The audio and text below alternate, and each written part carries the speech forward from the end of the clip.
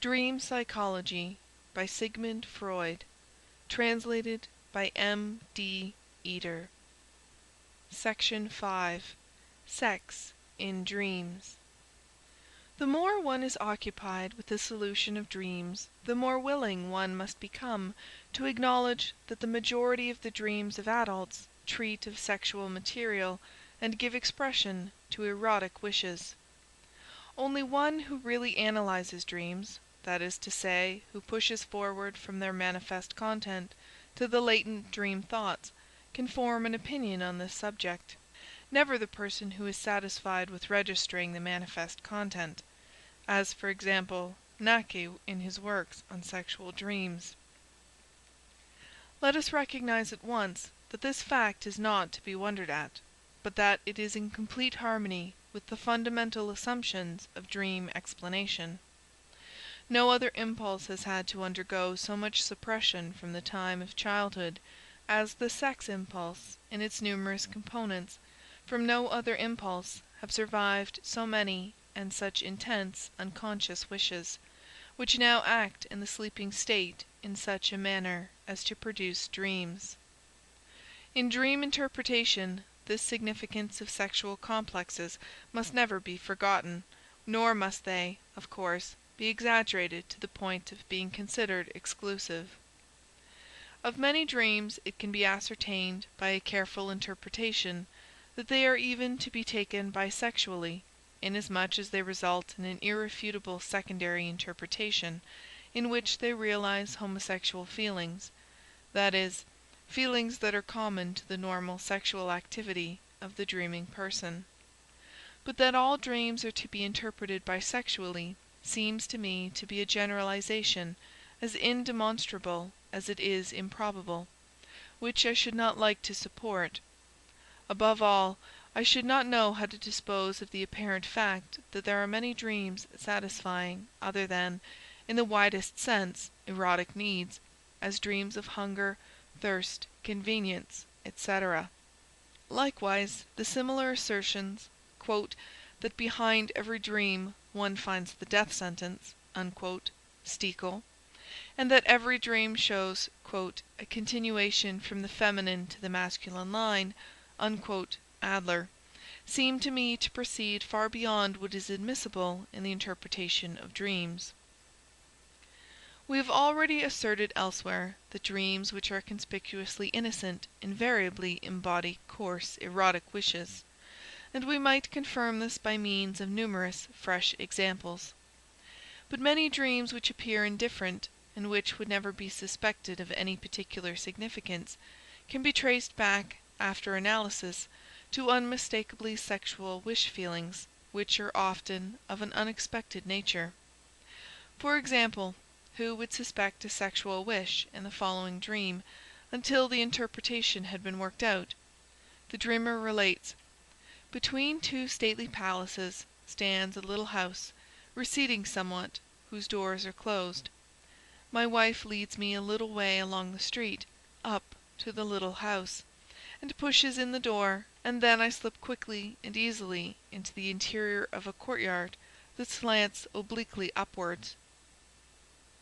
Anyone who has had experience in the translating of dreams will, of course, immediately perceive that penetrating into narrow spaces and opening locked doors belong to the commonest sexual symbolism, and will easily find in this dream a representation of attempted coition from behind, between the two stately buttocks of the female body. The narrow slanting passage is, of course, the vagina. The assistance attributed to the wife of the dreamer requires the interpretation that in reality it is only consideration for the wife which is responsible for the detention from such an attempt. Moreover, inquiry shows that on the previous day a young girl had entered the household of the dreamer who had pleased him, and who had given him the impression that she would not be altogether opposed to an approach of this sort.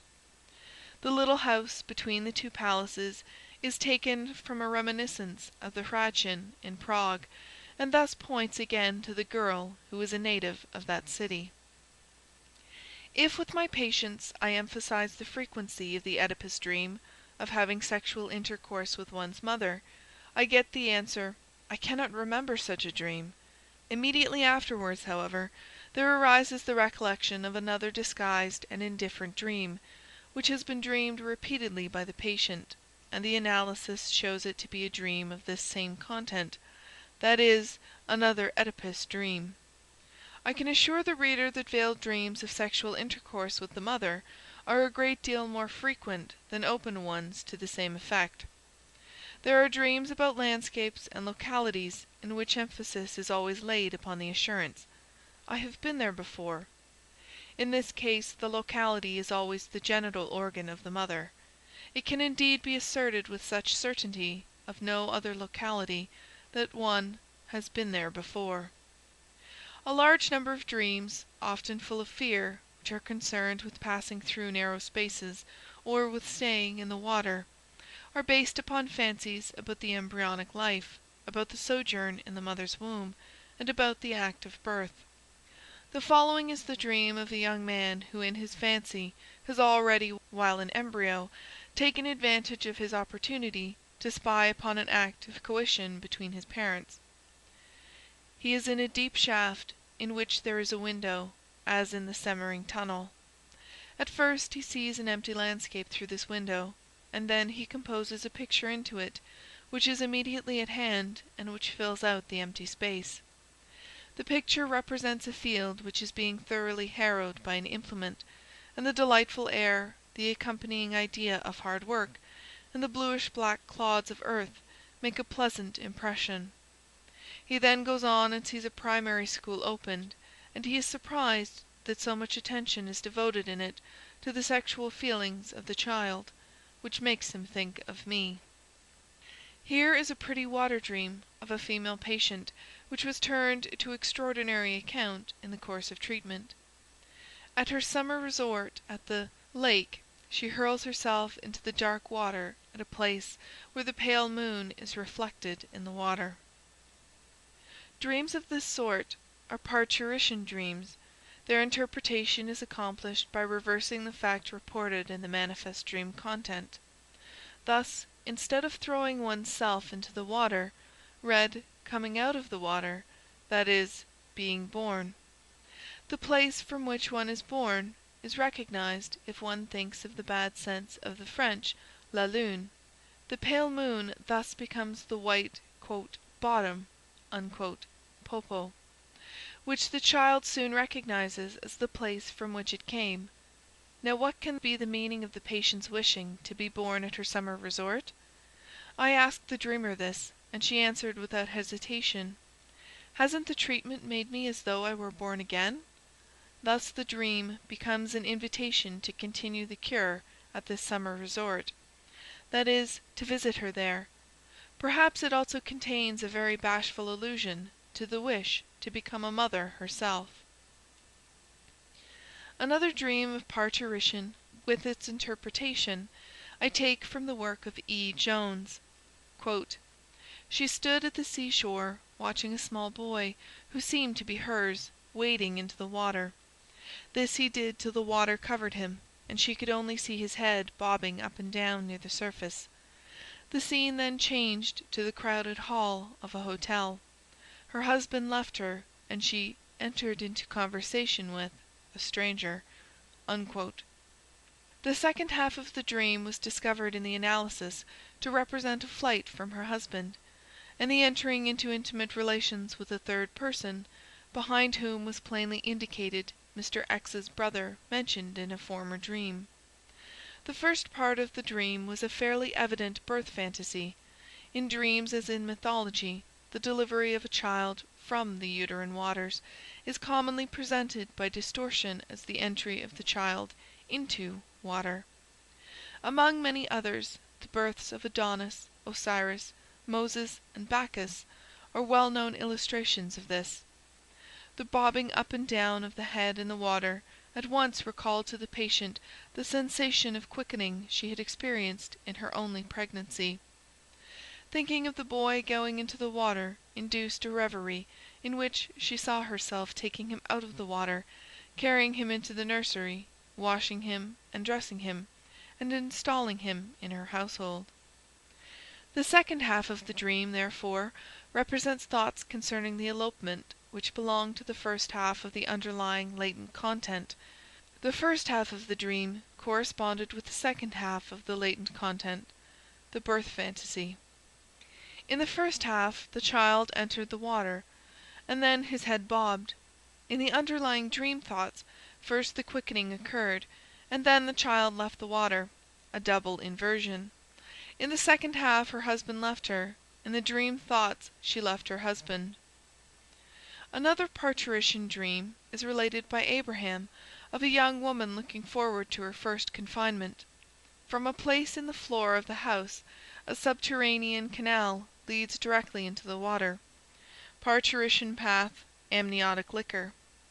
She lifts up a trap in the floor, and there immediately appears a creature dressed in a brownish fur, which almost resembles a seal. This creature changes into the young brother of the dreamer, to whom she has always stood in maternal relationship. Dreams of saving are connected with parturition dreams. To save, especially to save from the water, is equivalent to giving birth when dreamed by a woman. This sense is, however, modified when the dreamer is a man. Robbers, burglars at night, and ghosts, of which we are afraid before going to bed, and which occasionally even disturb our sleep, originate in one and the same childish reminiscence. They are the nightly visitors who have awakened the child to set it on the chamber so that it may not wet the bed, or have lifted the cover in order to see clearly how the child is holding its hands while sleeping. I have been able to induce an exact recollection of the nocturnal visitor in the analysis of some of these anxiety dreams. The robbers were always the father. The ghosts more probably corresponded to feminine persons with white nightgowns. When one has become familiar with the abundant use of symbolism for the representation of sexual material in dreams, one naturally raises the question whether there are not many of these symbols which appear, once and for all, with a firmly established significance like the signs in stenography, and one is tempted to compile a new dream book according to the cipher method. In this connection, it may be remarked that this symbol does not belong peculiarly to the dream, but rather to unconscious thinking, particularly that of the masses, and it is to be found in greater perfection in the folklore, in the myths, legends, and manners of speech, in the proverbial sayings, and in the current witticisms of a nation, than in its dreams. The dream takes advantage of this symbolism in order to give a disguised representation to its latent thoughts. Among the symbols which are used in this manner, there are, of course, many which regularly, or almost regularly, mean the same thing. Only it is necessary to keep in mind the curious plasticity of psychic material. Now and then, a symbol in the dream content may have to be interpreted, not symbolically, but according to its real meaning.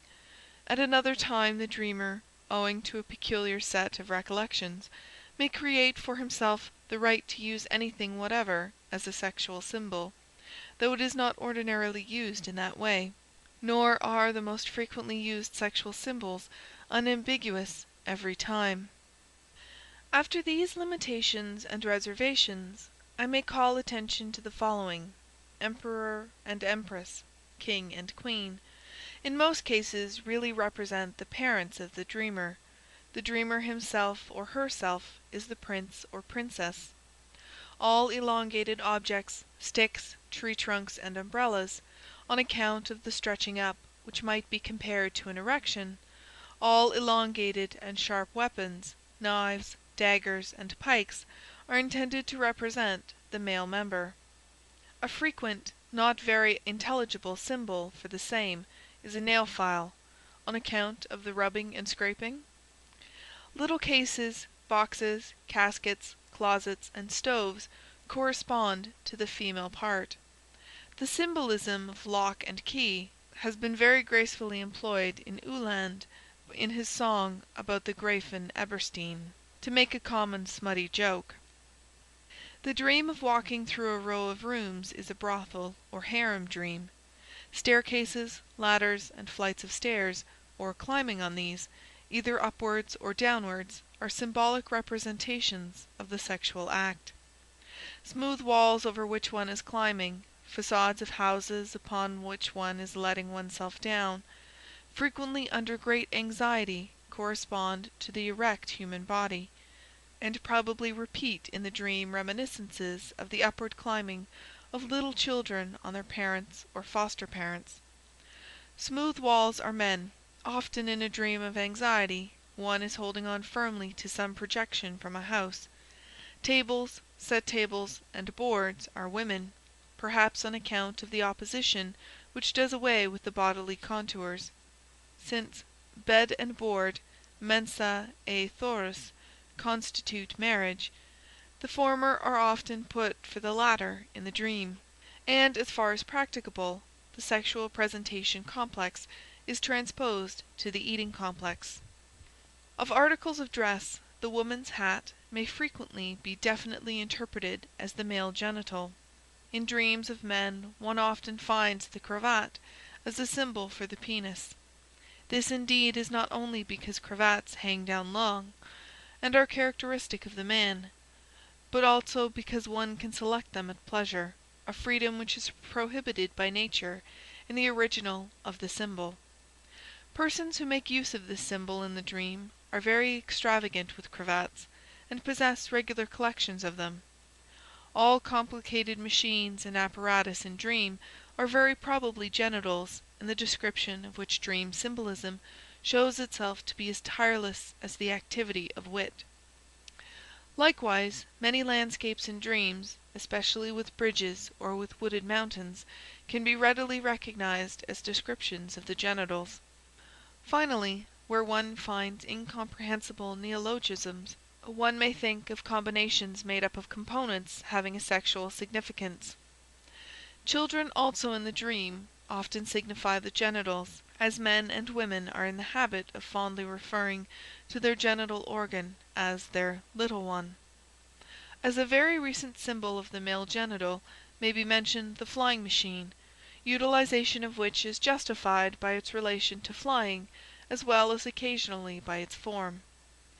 To play with a little child, or to beat a little one, is often the dream's representation of onanism. A number of other symbols, in part not sufficiently verified, are given by Stekel, who illustrates them with examples. Right and left, according to him, are to be conceived in the dream in an ethical sense. The right way always signifies the road to righteousness, the left the one to crime. Thus the left may signify homosexuality, incest, and perversion, while the right signifies marriage, relations with a prostitute, etc. The meaning is always determined by the individual moral viewpoint of the dreamer." Unquote. Relatives in the dream generally play the role of genitals. Not to be able to catch up with a wagon is interpreted by Stekel as regret not to be able to come up to a difference in age. Baggage with which one travels is the burden of sin by which one is oppressed. Also numbers which frequently occur in the dream are assigned by Stekel a fixed symbolical meaning. But these interpretations seem neither sufficiently verified nor of general validity, although the interpretation in individual cases can generally be recognized as probable. In a recently published book by W. Stekel, Die Sprache des Traums, which I was unable to utilize, there is a list of the most common sexual symbols, the object of which is to prove that all sexual symbols can be bisexually used. He states, "Is there a symbol which, if in any way permitted by the phantasy, may not be used simultaneously in the masculine and feminine sense?" To be sure, the clause in parentheses takes away much of the absoluteness of this assertion, for this is not at all permitted by the phantasy. I do not, however, think it superfluous to state that in my experience Stekel's general statement has to give way to the recognition of a greater manifoldness. Besides those symbols, which are just as frequent for the male as for the female genitals, there are others which preponderately, or almost exclusively, designate one of the sexes, and there are still others of which only the male or only the female signification is known. To use long, firm objects and weapons as symbols of the female genitals, or hollow objects, chests, pouches, as symbols of the male genitals, is indeed not allowed by the fancy. It is true that the tendency of the dream and the unconscious fancy to utilize the sexual symbol bisexually betrays an archaic trend, for in children a difference in the genitals is unknown, and the same genitals are attributed to both sexes.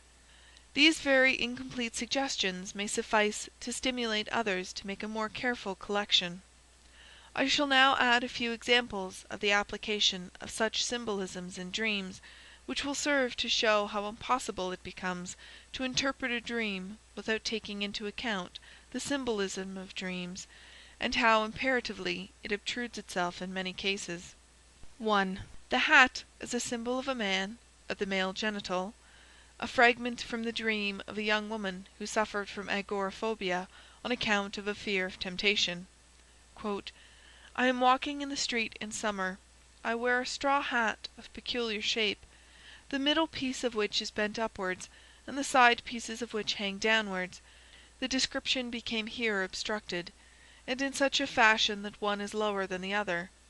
I am cheerful and in a confidential mood, and as I pass a troop of young officers, I think to myself, none of you can have any designs upon me." Unquote. As she could produce no associations to the hat, I said to her, "The hat is really a male genital, with its raised middle piece and the two downward hanging side pieces."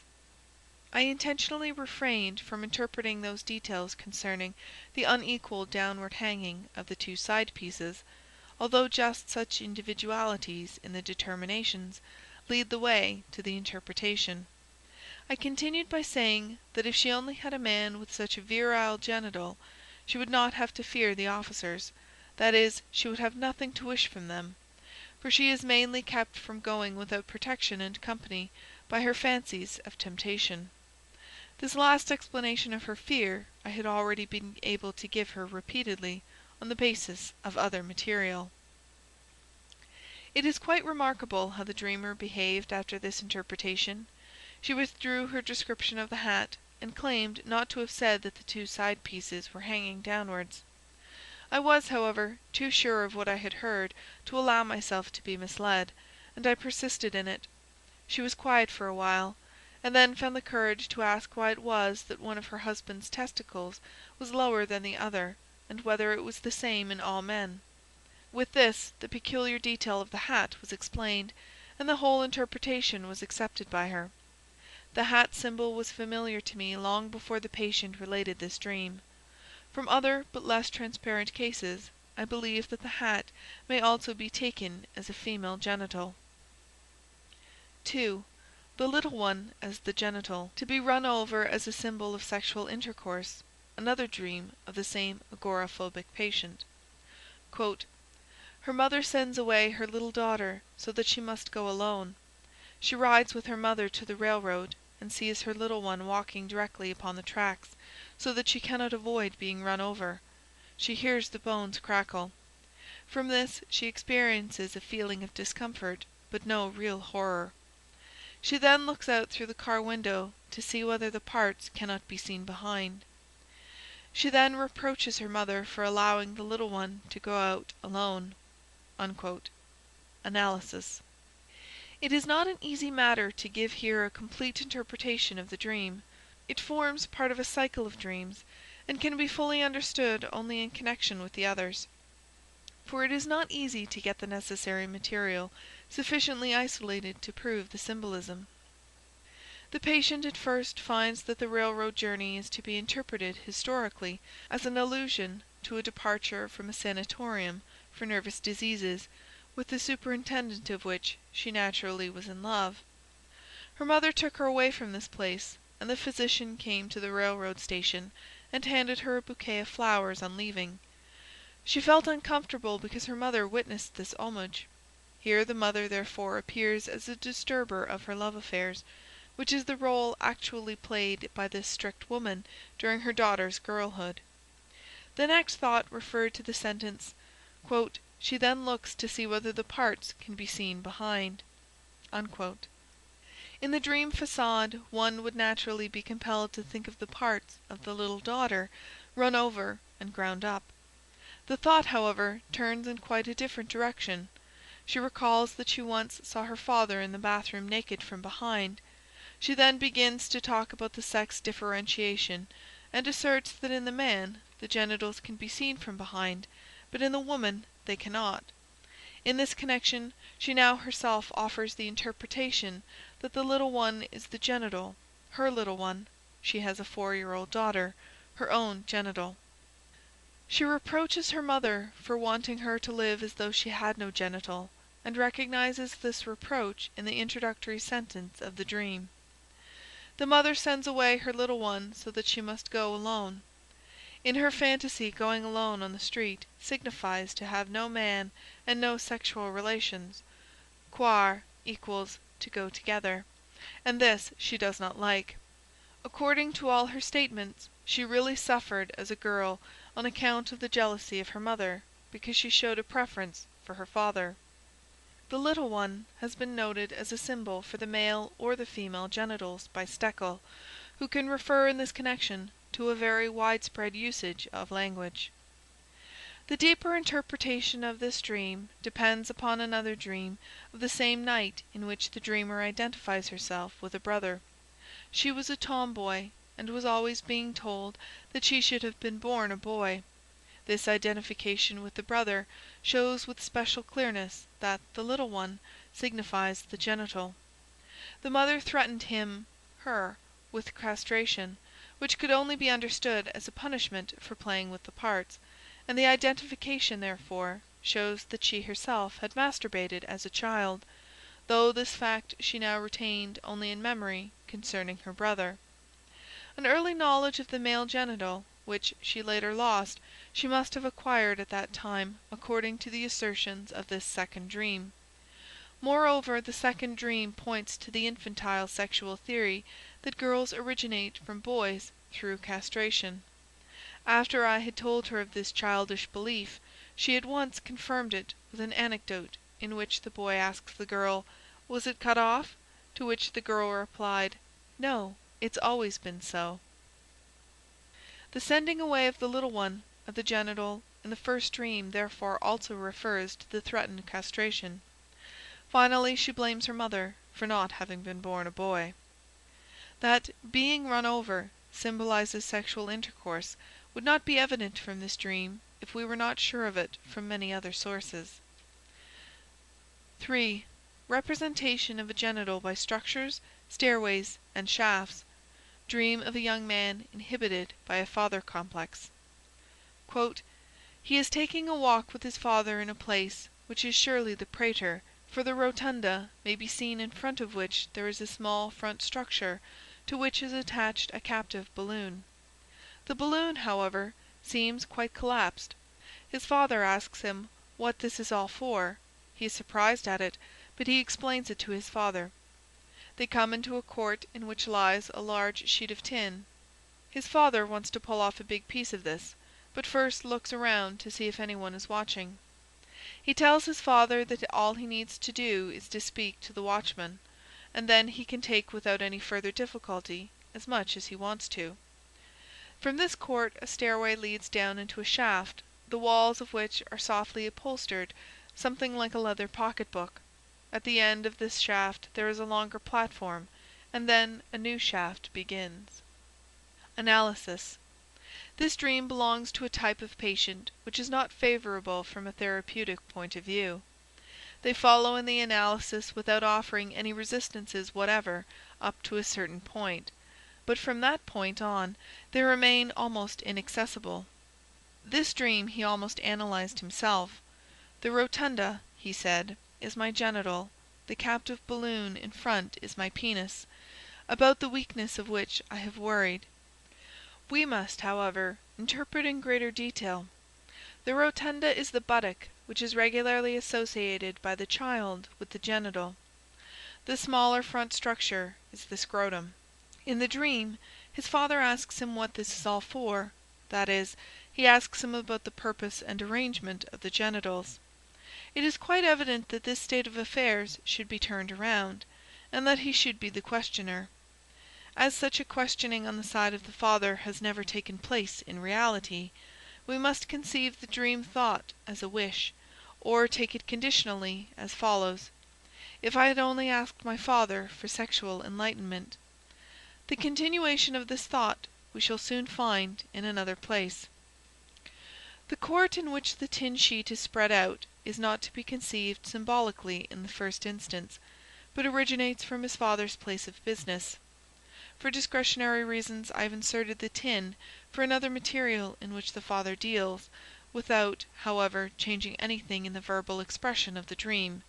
The dreamer had entered his father's business, and had taken a terrible dislike to the questionable practices upon which profit mainly depends. Hence the continuation of the above dream thought, "If I had only asked him," would be, "He would have deceived me just as he does his customers." For the pulling off, which serves to represent commercial dishonesty, the dreamer himself gives a second explanation, namely, onanism. This is not only entirely familiar to us, but agrees very well with the fact that the secrecy of onanism is expressed by its opposite, why one can do it quite openly. It, moreover, agrees entirely with our expectations that the onanistic activity is again put off on the father, just as was the questioning in the first scene of the dream. The shaft he at once interprets as the vagina by referring to the soft upholstering of the walls. That the act of coition in the vagina is described as a going down, instead of in the usual way as a going up, I have also found true in other instances. The details, that at the end of the first shaft there is a longer platform and then a new shaft, he himself explains biographically. He had for some time consorted with women sexually, but had then given it up because of inhibitions, and now hopes to be able to take it up again with the aid of the treatment. The dream, however, becomes indistinct toward the end, and to the experienced interpreter it becomes evident that in the second scene of the dream the influence of another subject has begun to assert itself. In this his father's business and his dishonest practices signify the first vagina represented as a shaft, so that one might think of a reference to the mother. 4. The male genital symbolized by persons and the female by a landscape. Dream of a woman of the lower class whose husband is a policeman, reported by B. Datner. Then someone broke into the house and anxiously called for a policeman. But he went with 2 tramps by mutual consent into a church, to which led a great many stairs. Behind the church there was a mountain, on top of which a dense forest. The policeman was furnished with a helmet, a gorget, and a cloak. The 2 vagrants, who went along with the policeman quite peaceably, had tied to their loins sack-like aprons. A road led from the church to the mountain. This road was overgrown on each side with grass and brushwood, which became thicker and thicker as it reached the height of the mountain, where it spread out into quite a forest. 5. A stairway dream. Reported and interpreted by Otto Rank. For the following transparent pollution dream, I am indebted to the same colleague who furnished us with the dental irritation dream. I am running down the stairway in the stairhouse after a little girl whom I wish to punish because she has done something to me. At the bottom of the stairs someone held a child for me. A grown-up woman? I grasp it, but do not know whether I have hit it, for I suddenly find myself in the middle of the stairway, where I practice coitus with the child, in the air as it were. It is really no coitus.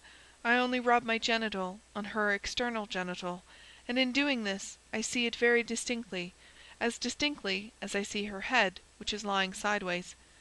During the sexual act I see hanging to the left and above me, also as if in the air, 2 small pictures, landscapes, representing a house on a green. On the smaller one my surname stood in the place where the painter's signature should be. It seemed to be intended for my birthday present. A small sign hung in front of the pictures to the effect that cheaper pictures could also be obtained. I then see myself very indistinctly lying in bed, just as I had seen myself at the foot of the stairs, and I am awakened by a feeling of dampness, which came from the pollution. Interpretation. The dreamer had been in a bookstore on the evening of the day of the dream, where, while he was waiting, he examined some pictures which were exhibited, which represented motives similar to the dream pictures.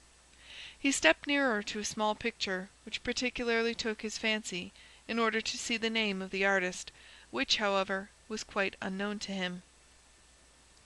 Later in the same evening, in company, he heard about a Bohemian servant girl who boasted that her illegitimate child was made on the stairs. The dreamer inquired about the details of this unusual occurrence, and learned that the servant girl went with her lover to the home of her parents, where there was no opportunity for sexual relations, and that the excited man performed the act on the stairs. In witty allusion to the mischievous expression used about wine adulterers, the dreamer remarked, "The child really grew on the cellar steps." These experiences of the day, which are quite prominent in the dream content, were readily reproduced by the dreamer. But he just as readily reproduced an old fragment of infantile recollection, which was also utilized by the dream. The stair-house was the house in which he had spent the greatest part of his childhood, and in which he had first become acquainted with sexual problems. In this house he used, among other things, to slide down the banister astride, which caused him to become sexually excited. In the dream he also comes down the stairs very rapidly, so rapidly that, according to his own distinct assertions, he hardly touched the individual stairs, but rather flew, or slid down, as we used to say. Upon reference to this infantile experience, the beginning of the dream seems to represent the factor of sexual excitement. In the same house and in the adjacent residence, the dreamer used to play pugnacious games with the neighboring children, in which he satisfied himself, just as he did in the dream. If one recalls from Freud's investigation of sexual symbolism that in the dream stairs or climbing stairs almost regularly symbolizes coitus, the dream becomes clear. Its motive power, as well as its effect, as is shown by the pollution, is of a purely libidinous nature. Sexual excitement became aroused during the sleeping state. In the dream, this is represented by the rapid running or sliding down the stairs, and the sadistic thread in this is, on the basis of the pugnacious playing, indicated in the pursuing and overcoming of the child. The libidinous excitement becomes enhanced and urges to sexual action, represented in the dream by the grasping of the child and the conveyance of it to the middle of the stairway. Up to this point, the dream would be one of pure sexual symbolism, and obscure for the unpracticed dream interpreter. But this symbolic gratification, which would have ensured undisturbed sleep, was not sufficient for the powerful libidinous excitement. The excitement leads to an orgasm, and thus the whole stairway symbolism is unmasked as a substitute for coitus. Freud lays stress on the rhythmical character of both actions, as one of the reasons for the sexual utilization of the stairway symbolism, and this dream especially seems to corroborate this, for, according to the express assertion of the dreamer, the rhythm of the sexual act was the most pronounced feature in the whole dream. Still another remark concerning the two pictures, which, aside from their real significance, also have the value of Weibsbilder, literally woman pictures, but idiomatically women. This is at once shown by the fact that the dream deals with a big and a little picture, just as the dream content presents a big, grown-up, and a little girl. That cheap pictures could also be obtained points to the prostitution complex, just as the dreamer's surname in the little picture and the thought that it was intended for his birthday point to the parent complex, to be born on the stairway, to be conceived in coitus. The indistinct final scene, in which the dreamer sees himself on the staircase landing, lying in bed and feeling wet, seems to go back into childhood, even beyond the infantile onanism, and manifestly has its prototype in similar pleasurable scenes of bedwetting. 6. A modified stair dream. To one of my very nervous patients, who was an abstainer, whose fancy was fixed on his mother, and who repeatedly dreamed of climbing stairs accompanied by his mother, I once remarked that moderate masturbation would be less harmful to him than enforced abstinence. This influence provoked the following dream. His piano teacher reproaches him for neglecting his piano playing, and for not practising the Étude of Moscheles and Clementi's Gradus ad Parnassum. In relation to this he remarked that the Gradus is only a stairway, and that the piano itself is only a stairway as it has a scale. It is correct to say that there is no series of associations which cannot be adapted to the representation of sexual facts. I conclude with the dream of a chemist, a young man who has been trying to give up his habit of masturbation by replacing it with intercourse with women. Preliminary statement. On the day before the dream he had given a student instruction concerning Grignard's reaction, in which magnesium is to be dissolved in absolutely pure ether under the catalytic influence of iodine. 2 days before, there had been an explosion in the course of the same reaction, in which the investigator had burned his hand. Dream 1. He is to make phenylmagnesium bromide. He sees the apparatus with particular clearness, but he has substituted himself for the magnesium. He is now in a curious swaying attitude. He keeps repeating to himself, "This is the right thing. It is working. My feet are beginning to dissolve, and my knees are getting soft." Then he reaches down and feels for his feet, and meanwhile, he does not know how, he takes his legs out of the crucible, and then again says to himself, "That cannot be. Yes, it must be so. It has been done correctly." Then he partially awakens, and repeats the dream to himself, because he wants to tell it to me. He is distinctly afraid of the analysis of the dream. He is much excited during this semi-sleeping state, and repeats continually, "Phenyl, phenyl." 2. He is in, with his whole family, at 11:30. He is to be at the Schottenthor for a rendezvous with a certain lady, but he does not wake up until 11:30. He says to himself, "It is too late now. When you get there it will be 12:30. The next instant he sees the whole family gathered about the table, his mother and the servant girl with the soup tureen, with particular clearness. Then he says to himself, "Well, if we are eating already, I certainly can't get away." Analysis. He feels sure that even the first dream contains a reference to the lady whom he is to meet at the rendezvous. The dream was dreamed during the night before the expected meeting. The student to whom he gave the instruction is a particularly unpleasant fellow. He had said to the chemist, "That isn't right," because the magnesium was still unaffected, and the latter answered as though he did not care anything about it, "It certainly isn't right." He himself must be this student. He is as indifferent towards his analysis as the student is towards his synthesis. The he in the dream, however, who accomplishes the operation, is myself. How unpleasant he must seem to me with his indifference towards the success achieved. Moreover, he is the material with which the analysis, synthesis, is made. For it is a question of the success of the treatment. The legs in the dream recall an impression of the previous evening.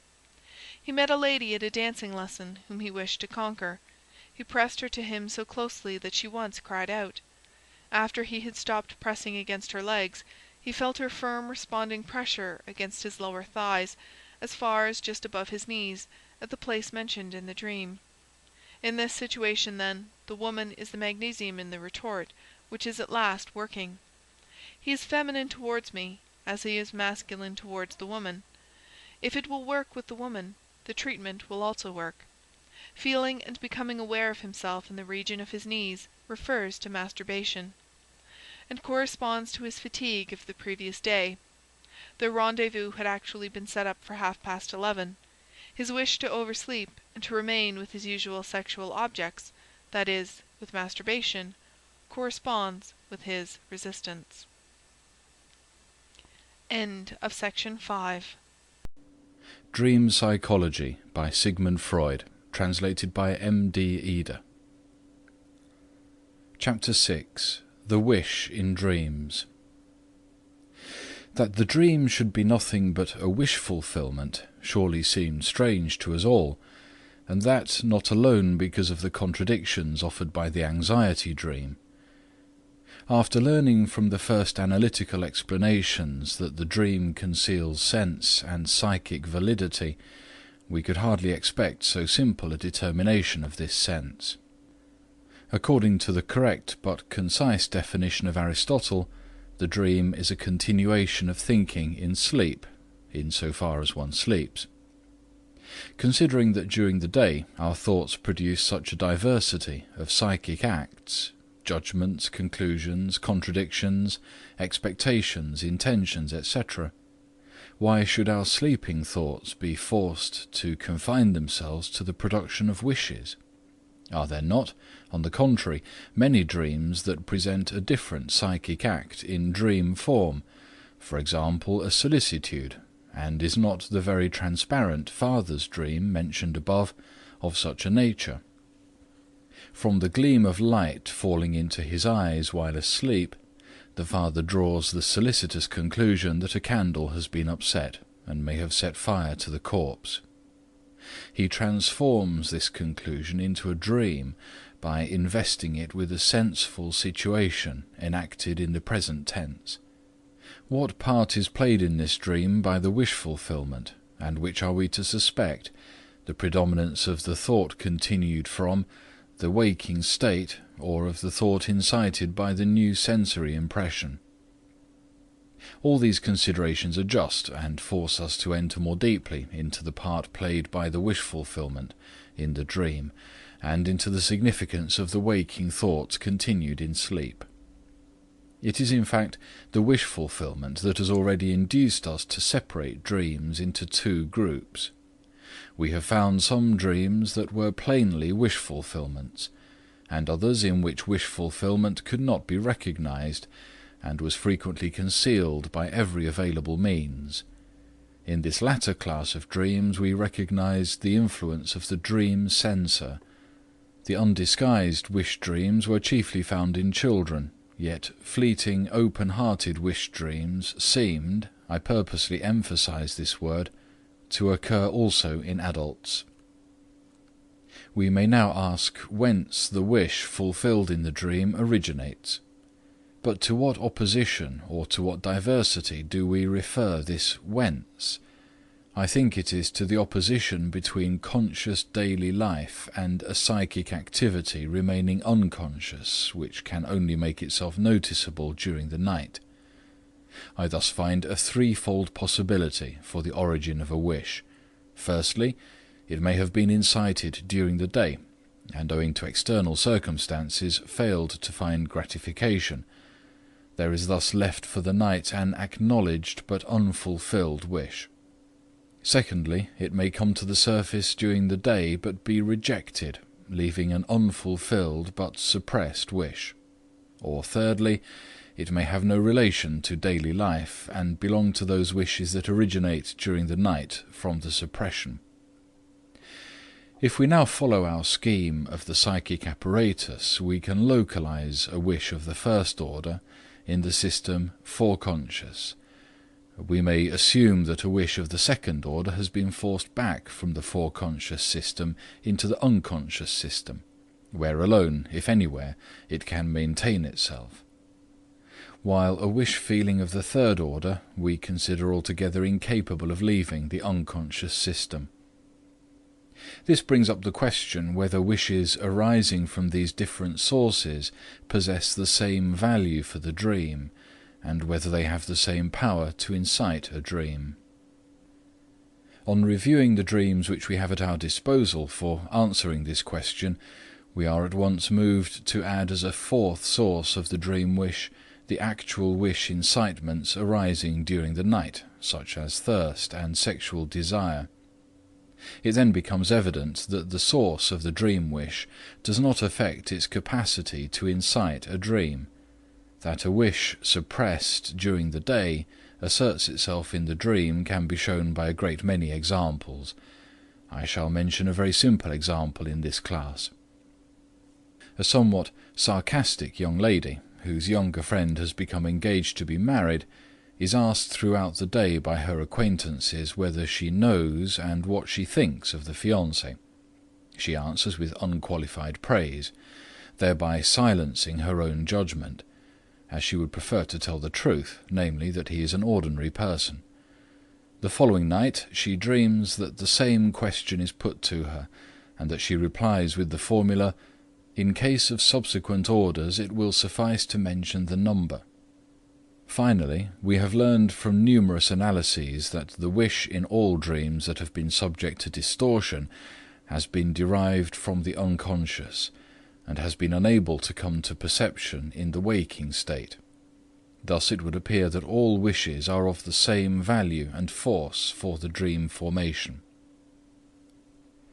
I am at present unable to prove that the state of affairs is really different, but I am strongly inclined to assume a more stringent determination of the dream wish. Children's dreams leave no doubt that an unfulfilled wish of the day may be the instigator of the dream, but we must not forget that it is, after all, the wish of a child, that it is a wish feeling of infantile strength only. I have a strong doubt whether an unfulfilled wish from the day would suffice to create a dream in an adult. It would rather seem that as we learn to control our impulses by intellectual activity, we more and more reject as vain the formation or retention of such intense wishes as are natural to childhood. In this, indeed, there may be individual variations. Some retain the infantile type of psychic processes longer than others. The differences are here the same as those found in the gradual decline of the originally distinct visual imagination. In general, however, I am of the opinion that unfulfilled wishes of the day are insufficient to produce a dream in adults. I readily admit that the wish instigators originating in conscious life contribute towards the incitement of dreams, but that is probably all. The dream would not originate if the foreconscious wish were not reinforced from another source. That source is the unconscious. I believe that the conscious wish is a dream inciter only if it succeeds in arousing a similar unconscious wish which reinforces it. Following the suggestions obtained through the psychoanalysis of the neuroses, I believe that these unconscious wishes are always active and ready for expression whenever they find an opportunity to unite themselves with an emotion from conscious life, and that they transfer their greater intensity to the lesser intensity of the latter. Footnote: They share this character of indestructibility with all psychic acts that are really unconscious, that is, with psychic acts belonging to the system of the unconscious only. These paths are constantly open and never fall into disuse. They conduct the discharge of the exciting process as often as it becomes endowed with unconscious excitement. To speak metaphorically, they suffer the same form of annihilation as the shades of the lower region in the Odyssey, who awoke to new life the moment they drank blood. The processes depending on the foreconscious system are destructible in a different way. The psychotherapy of the neuroses is based on this difference. End of footnote. It may therefore seem that the conscious wish alone has been realized in a dream, but a slight peculiarity in the formation of this dream will put us on the track of the powerful helper from the unconscious. These ever-active and, as it were, immortal wishes from the unconscious recall the legendary Titans who from time immemorial have borne the ponderous mountains which were once rolled upon them by the victorious gods, and which even now quiver from time to time from the convulsions of their mighty limbs. I say that these wishes found in the repression are of themselves of an infantile origin, as we have learned from the psychological investigation of the neuroses. I should like, therefore, to withdraw the opinion previously expressed that it is unimportant whence the dream wish originates, and replace it by another, as follows. The wish manifested in the dream must be an infantile one. In the adult, it originates in the unconscious, while in the child, where no separation and censor as yet exist between foreconscious and unconscious, or where these are only in the process of formation, it is an unfulfilled and unrepressed wish from the waking state. I am aware that this conception cannot be generally demonstrated, but I maintain nevertheless that it can be frequently demonstrated, even when it is not suspected, and that it cannot be generally refuted. The wish feelings which remain from the conscious waking state are therefore relegated to the background in the dream formation. In the dream content, I shall attribute to them only the part attributed to the material of actual sensations during sleep. If I now take into account those other psychic instigations remaining from the waking state which are not wishes, I shall only adhere to the line mapped out for me by this train of thought. We may succeed in provisionally terminating the sum of energy of our waking thoughts by deciding to go to sleep. He is a good sleeper who can do this. Napoleon I is reputed to have been a model of this sort, but we do not always succeed in accomplishing it, or in accomplishing it perfectly. Unsolved problems, harassing cares, overwhelming impressions continue the thinking activity even during sleep, maintaining psychic processes in the system which we have termed the foreconscious. These mental processes continuing into sleep may be divided into the following groups. 1. That which has not been terminated during the day owing to casual prevention. 2. That which has been left unfinished by temporary paralysis of our mental power, i.e. the unsolved. 3. That which has been rejected and suppressed during the day. This unites with a powerful group, 4, formed by that which has been excited in our unconscious during the day by the work of the foreconscious. Finally, we may add group 5, consisting of the indifferent and hence unsettled impressions of the day. We should not underrate the psychic intensities introduced into sleep by these remnants of waking life, especially those emanating from the group of the unsolved. These excitations surely continue to strive for expression during the night, and we may assume with equal certainty that the sleeping state renders impossible the usual continuation of the excitement in the foreconscious, and the termination of the excitement by its being conscious. As far as we can normally become conscious of our mental processes, even during the night, in so far we are not asleep. I shall not venture to state what change is produced in the foreconscious system by the sleeping state, but there is no doubt that the psychological character of sleep is essentially due to the change of energy in this very system, which also dominates the approach to motility, which is paralyzed during sleep. In contradistinction to this, there seems to be nothing in the psychology of the dream to warrant the assumption that sleep produces any but secondary changes in the conditions of the unconscious system.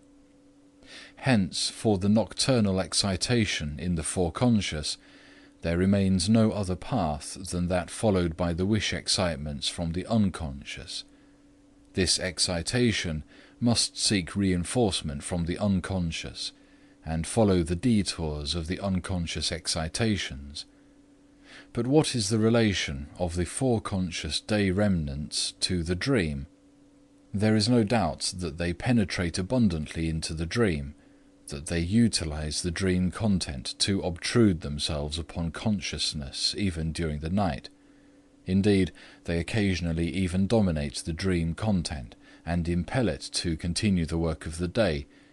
It is also certain that the day remnants may just as well have any other character as that of wishes, but it is highly instructive and even decisive for the theory of wish fulfillment to see what conditions they must comply with in order to be received into the dream.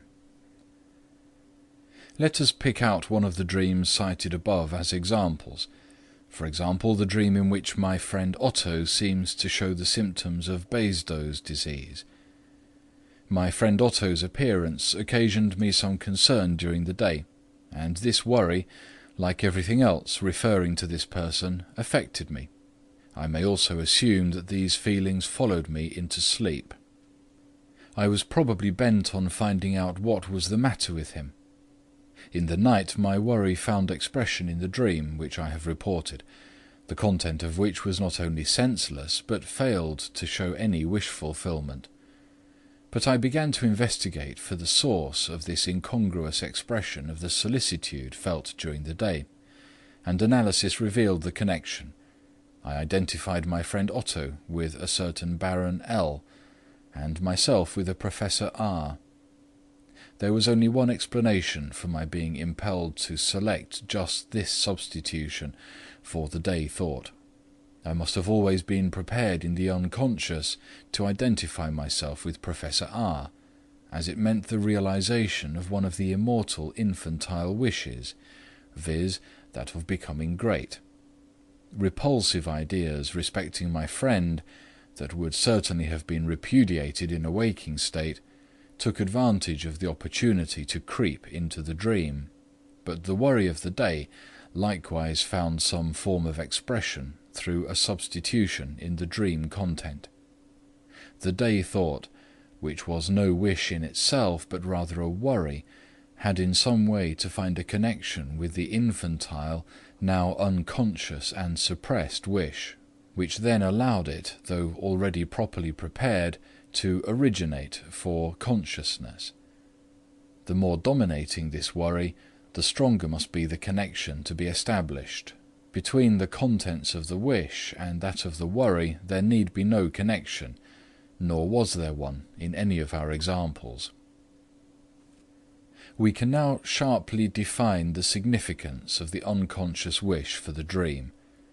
It may be admitted that there is a whole class of dreams in which the incitement originates preponderatingly, or even exclusively, from the remnants of daily life.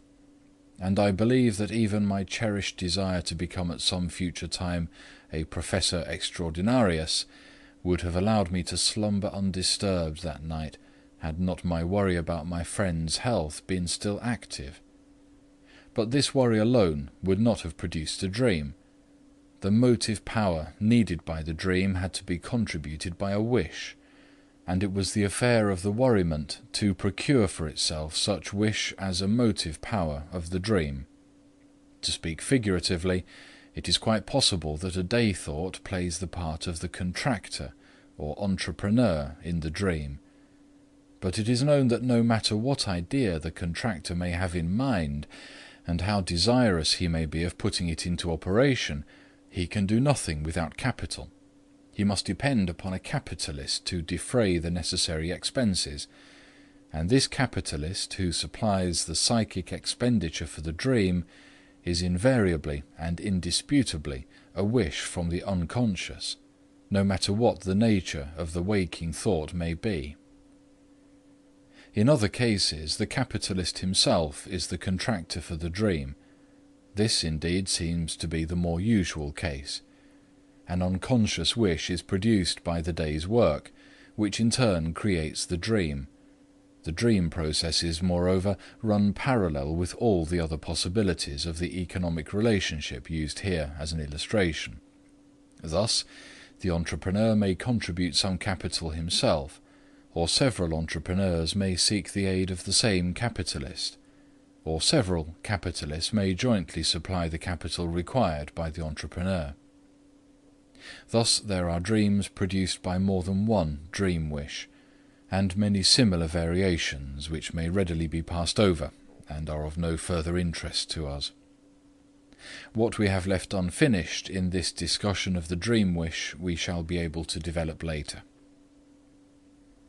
The tertium comparationis in the comparisons just employed, i.e. the sum placed at our free disposal in proper allotment, admits of still finer application for the illustration of the dream structure. We can recognize in most dreams a center especially supplied with perceptible intensity. This is regularly the direct representation of the wish fulfillment. For if we undo the displacements of the dream work by a process of retrogression, we find that the psychic intensity of the elements of the dream thoughts is replaced by the perceptible intensity of the elements in the dream content. The elements adjoining the wish fulfillment have frequently nothing to do with its sense, but prove to be descendants of painful thoughts which oppose the wish.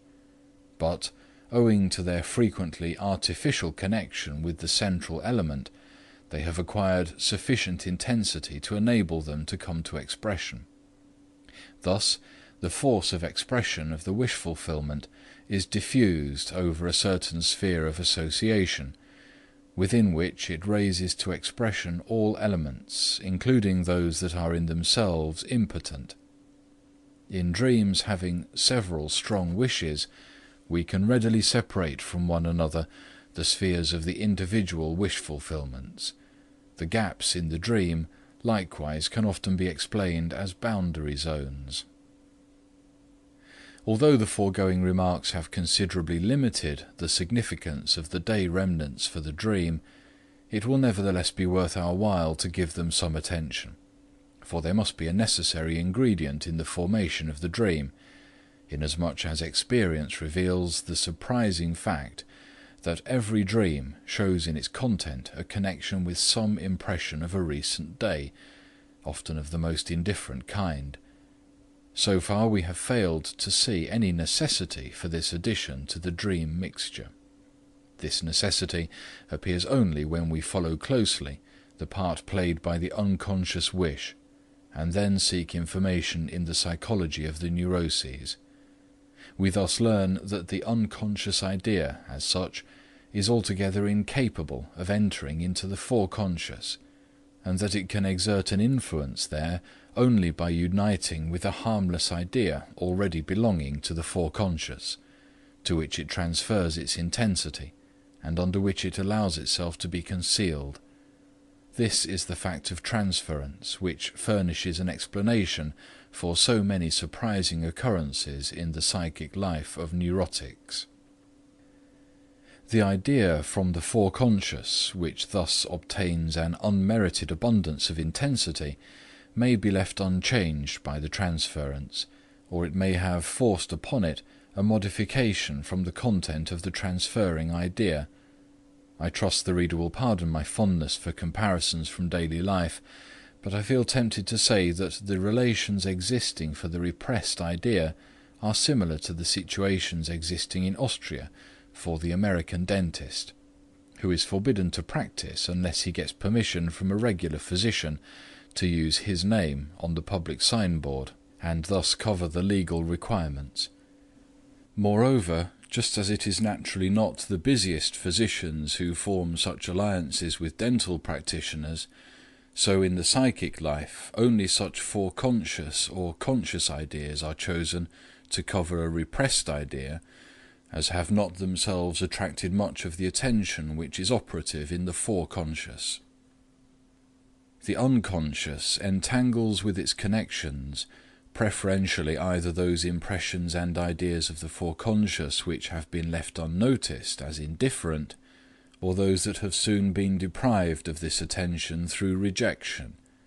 It is a familiar fact from the association studies confirmed by every experience that ideas which have formed intimate connections in one direction assume an almost negative attitude to whole groups of new connections.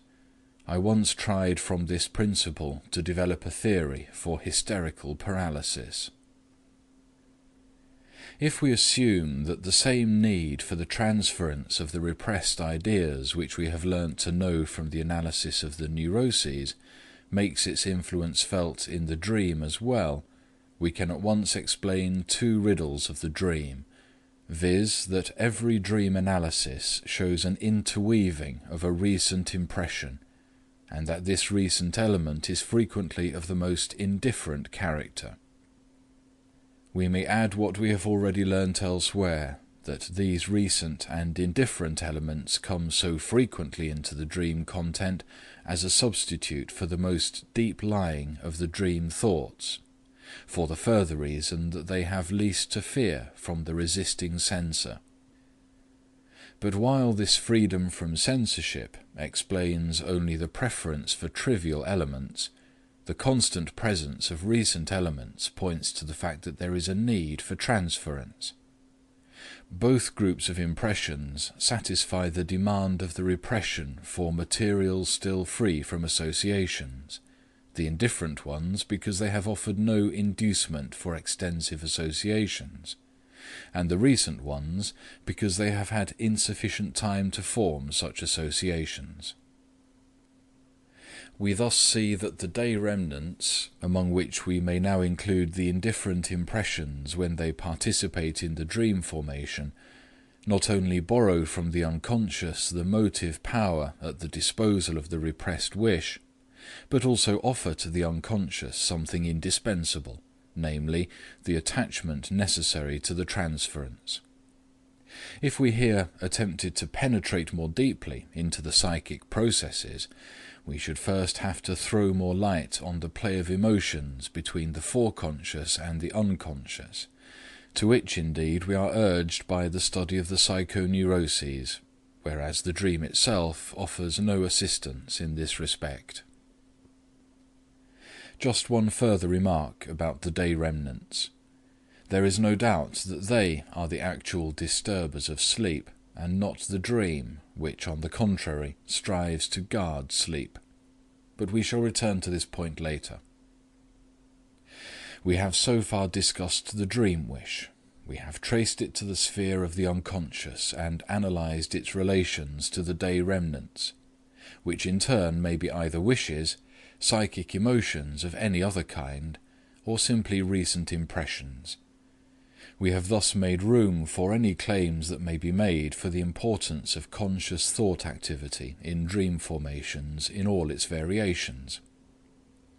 Relying upon our thought series, it would not be at all impossible for us to explain even those extreme cases in which the dream as a continuer of the day work brings to a happy conclusion an unresolved problem of the waking state. We do not, however, possess an example, the analysis of which might reveal the infantile or repressed wish source furnishing such alliance and successful strengthening of the efforts of the foreconscious activity. But we have not come one step nearer a solution of the riddle. Why can the unconscious furnish the motive power for wish fulfillment only during sleep? The answer to this question must throw light on the psychic nature of wishes, and it will be given with the aid of the diagram of the psychic apparatus. We do not doubt that even this apparatus attained its present perfection through a long course of development. Let us attempt to restore it as it existed in an early phase of its activity. From assumptions, to be confirmed elsewhere, we know that at first the apparatus strove to keep us as free from excitement as possible, and in its first formation, therefore, the scheme took the form of a reflex apparatus, which enabled it promptly to discharge through the motor tracts any sensible stimulus reaching it from without. But this simple function was disturbed by the wants of life, which likewise furnished the impulse for the further development of the apparatus. The wants of life first manifested themselves to it in the form of the great physical needs. The excitement aroused by the inner want seeks an outlet in motility, which may be designated as inner changes, or as an expression of the emotions. The hungry child cries or fidgets helplessly, but its situation remains unchanged, for the excitation proceeding from an inner want requires not a momentary outbreak, but a force working continuously. A change can occur only if in some way a feeling of gratification is experienced, which in the case of the child must be through outside help, in order to remove the inner excitement. An essential constituent of this experience is the appearance of a certain perception, of food in our example, the memory picture of which thereafter remains associated with the memory trace of the excitation of want.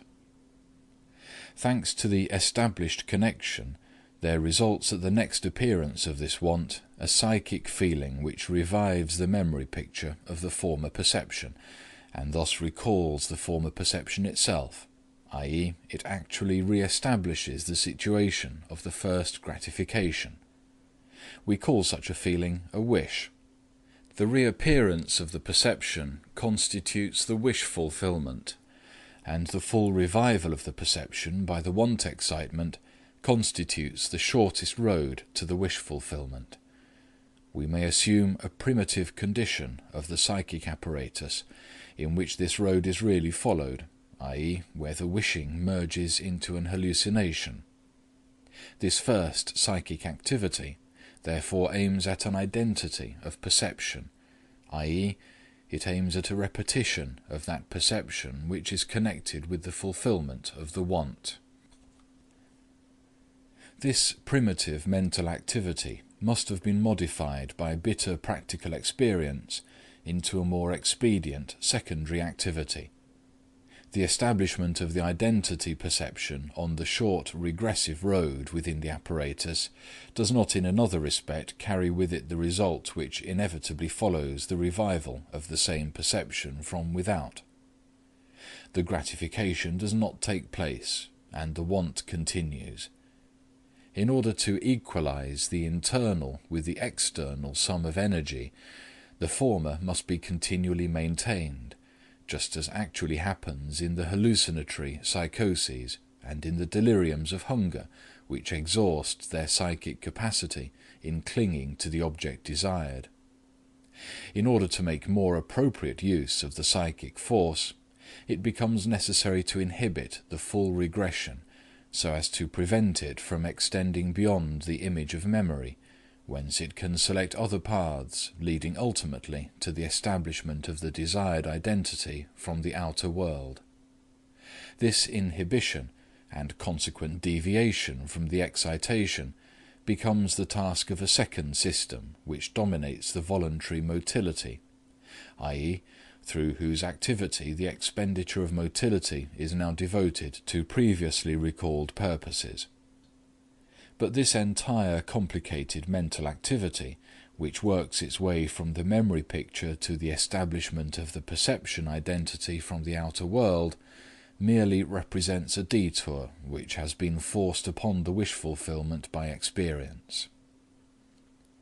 Footnote: Le Lorrain justly extols the wish fulfillment of the dream, quote, sans fatigue sérieuse, sans être obligé de recourir à cette lutte opiniâtre et longue qui use et corrode les jouissances poursuivies. End of footnote. Thinking is indeed nothing but the equivalent of the hallucinatory wish, and if the dream be called a wish fulfillment, this becomes self-evident, as nothing but a wish can impel our psychic apparatus to activity. The dream, which in fulfilling its wishes follows the short regressive path, thereby preserves for us only an example of the primary form of the psychic apparatus which has been abandoned as inexpedient. What once ruled in the waking state when the psychic life was still young and unfit seems to have been banished into the sleeping state, just as we see again in the nursery the bow and arrow, the discarded primitive weapons of grown-up humanity. The dream is a fragment of the abandoned psychic life of the child. In the psychoses, these modes of operation of the psychic apparatus, which are normally suppressed in the waking state, reassert themselves, and then betray their inability to satisfy our wants in the outer world. The unconscious wish feelings evidently strive to assert themselves during the day also, and the fact of transference and the psychoses teach us that they endeavour to penetrate to consciousness and dominate motility by the road leading through the system of the foreconscious. It is therefore the censor lying between the unconscious and the foreconscious, the assumption of which is forced upon us by the dream, that we have to recognize and honor as the guardian of our psychic health. But is it not carelessness on the part of this guardian to diminish its vigilance during the night and to allow the suppressed emotions of the unconscious to come to expression, thus again making possible the hallucinatory regression? I think not, for when the critical guardian goes to rest, and we have proof that his slumber is not profound, he takes care to close the gate to motility. No matter what feelings from the otherwise inhibited unconscious may roam about on the scene, they need not be interfered with. They remain harmless because they are unable to put in motion the motor apparatus which alone can exert a modifying influence upon the outer world. Sleep guarantees the security of the fortress which is under guard. Conditions are less harmless when a displacement of forces is produced, not through a nocturnal diminution in the operation of the critical censor, but through pathological enfeeblement of the latter, or through pathological reinforcement of the unconscious excitations, and this while the foreconscious is charged with energy and the avenues to motility are open. The guardian is then overpowered. The unconscious excitations subdue the foreconscious. Through it they dominate our speech and actions, or they enforce the hallucinatory regression, thus governing an apparatus not designed for them, by virtue of the attraction exerted by the perceptions on the distribution of our psychic energy. We call this condition a psychosis. We are now in the best position to complete our psychological construction, which has been interrupted by the introduction of the two systems, unconscious and foreconscious. We have still, however, ample reason for giving further consideration to the wish as the sole psychic motive power in the dream. We have explained that the reason why the dream is in every case a wish realization is because it is a product of the unconscious, which knows no other aim in its activity but the fulfillment of wishes, and which has no other forces at its disposal but wish feelings. If we avail ourselves for a moment longer of the right to elaborate from the dream interpretation such far-reaching psychological speculations, we are in duty bound to demonstrate that we are thereby bringing the dream into a relationship which may also comprise other psychic structures. If there exists a system of the unconscious, or something sufficiently analogous to it for the purpose of our discussion, the dream cannot be its sole manifestation. Every dream may be a wish fulfillment, but there must be other forms of abnormal wish fulfillment beside this of dreams. Indeed, the theory of all psychoneurotic systems culminates in the proposition that they too must be taken as wish fulfillments of the unconscious. Our explanation makes the dream only the first member of a group most important for the psychiatrist, an understanding of which means the solution of the purely psychological part of the psychiatric problem. But other members of the group of wish fulfillments, for example, the hysterical symptoms, evince one essential quality which I have so far failed to find in the dream. Thus, from the investigations frequently referred to in this treatise, I know that the formation of an hysterical symptom necessitates the combination of both streams of our psychic life. The symptom is not merely the expression of a realized unconscious wish, but it must be joined by another wish from the foreconscious, which is fulfilled by the same symptom, so that the symptom is at least doubly determined, once by each one of the conflicting systems. Just as in the dream, there is no limit to further over-determination. The determination not derived from the unconscious is, as far as I can see, invariably a stream of thought in reaction against the unconscious wish, for example, a self-punishment.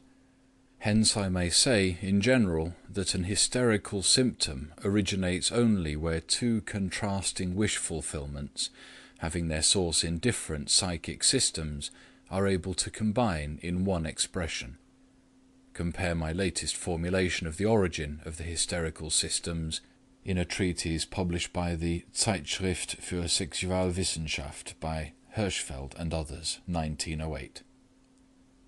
Examples on this point would prove of little value, as nothing but a complete unveiling of the complication in question would carry conviction.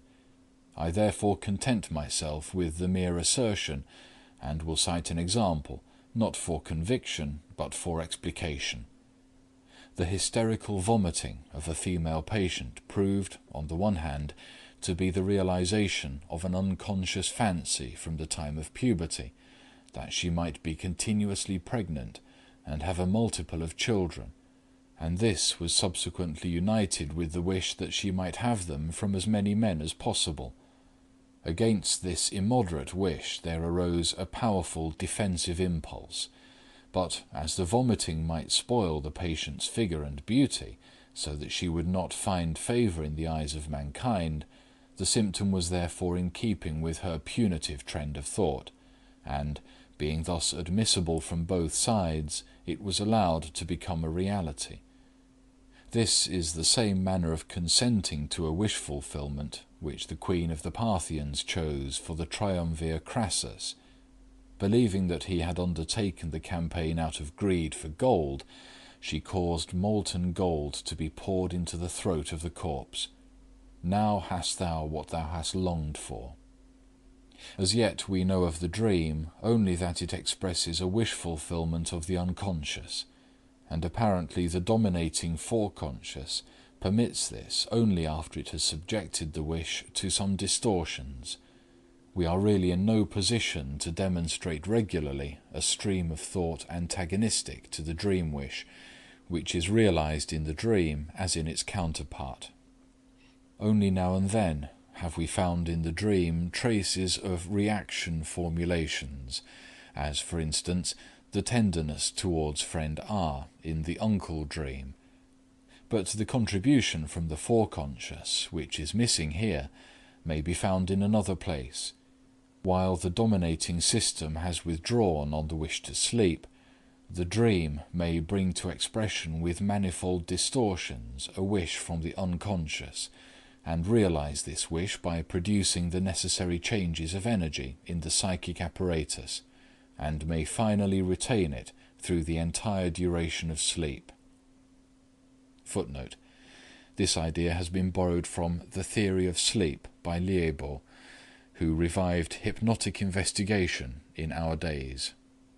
Du sommeil provoqué, etc., Paris, 1889. End of footnote. This persistent wish to sleep on the part of the foreconscious in general facilitates the formation of the dream.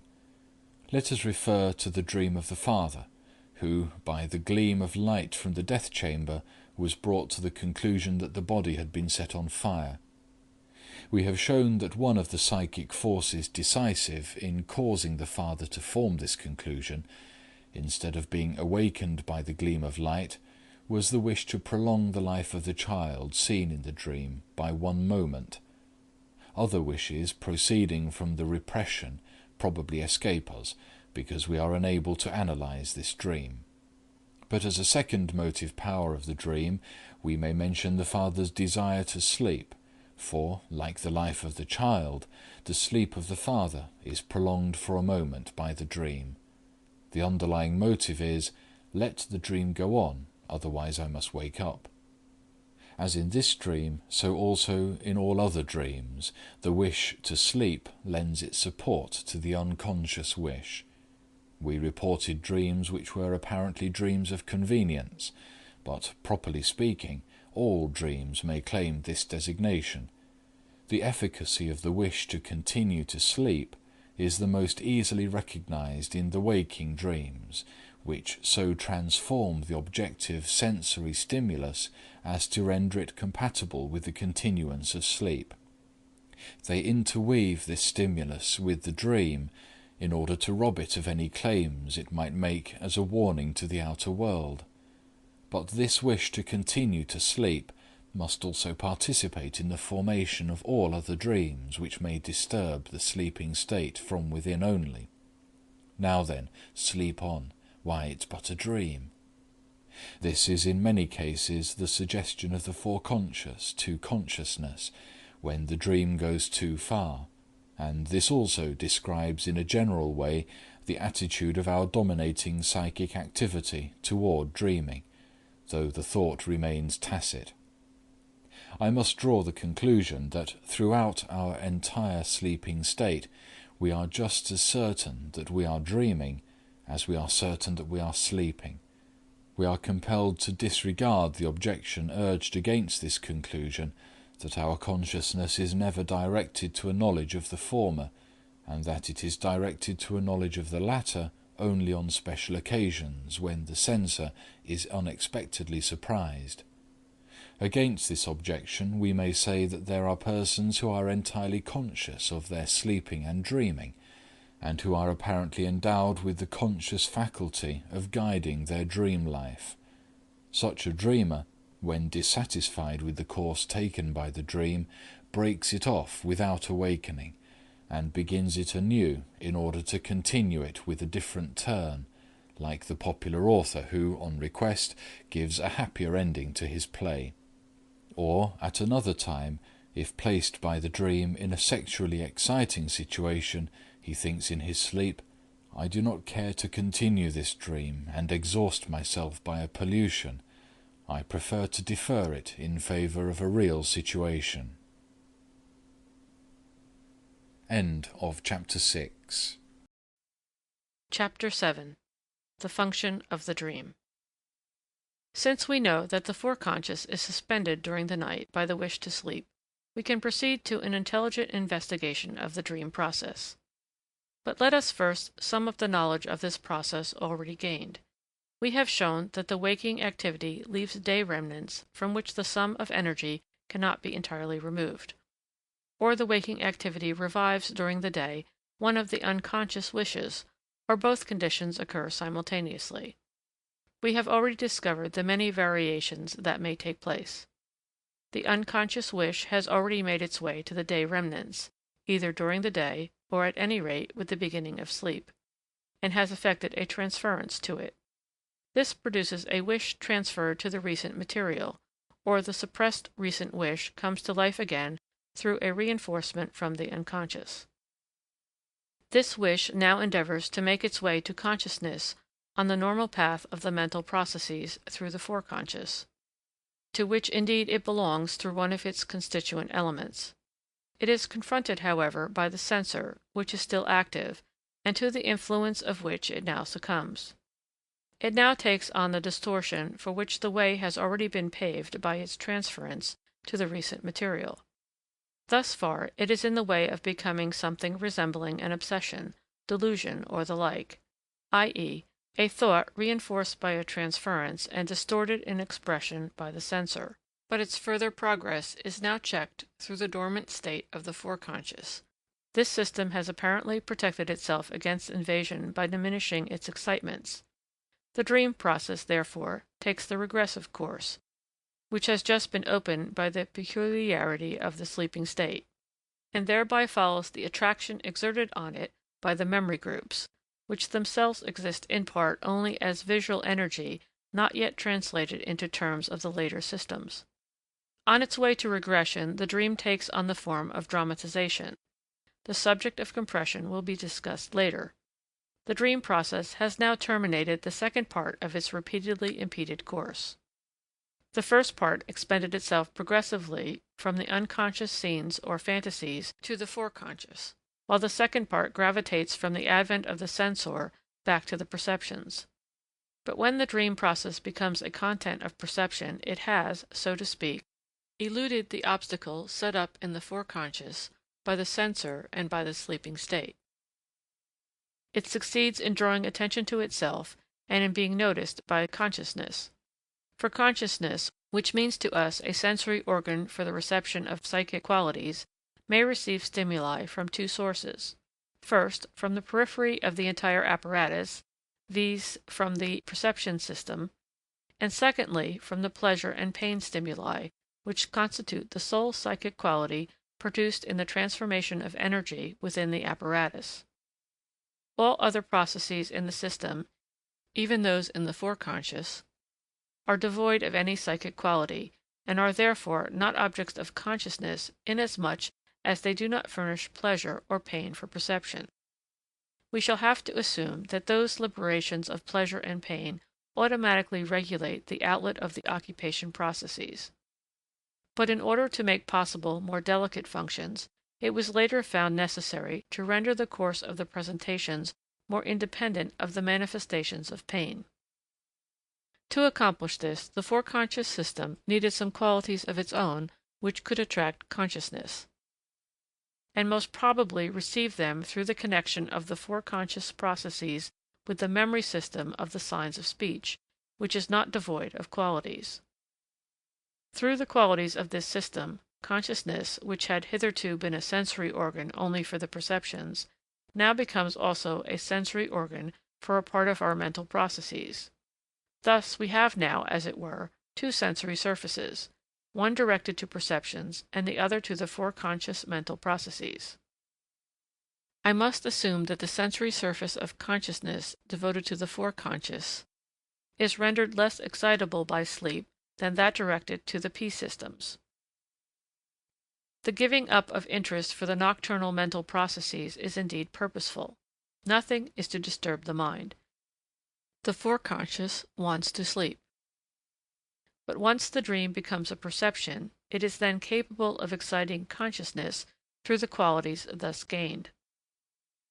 The sensory stimulus accomplishes what it was really destined for, namely, it directs a part of the energy at the disposal of the foreconscious in the form of attention upon the stimulant. We must therefore admit that the dream invariably awakens us. That is, it puts into activity a part of the dormant force of the foreconscious. This force imparts to the dream that influence which we have designated as secondary elaboration for the sake of connection and comprehensibility. This means that the dream is treated by it like any other content of perception.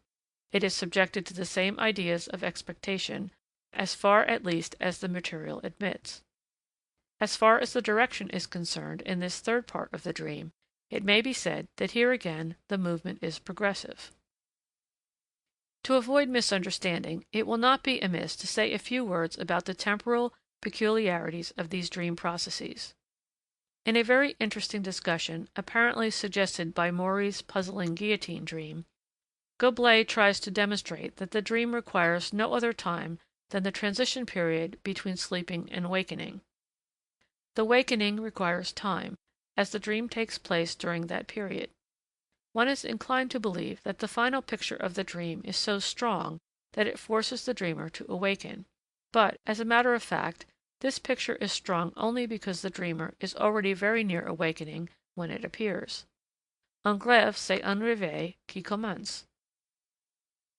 It has already been emphasized by Dugas that Goblet was forced to repudiate many facts in order to generalize his theory.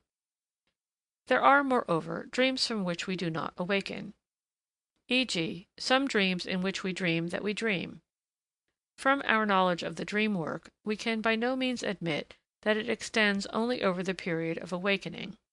On the contrary, we must consider it probable that the first part of the dream work begins during the day when we are still under the domination of the foreconscious. The second phase of the dream work, viz., the modification through the censor, the attraction by the unconscious scenes, and the penetration to perception, must continue throughout the night.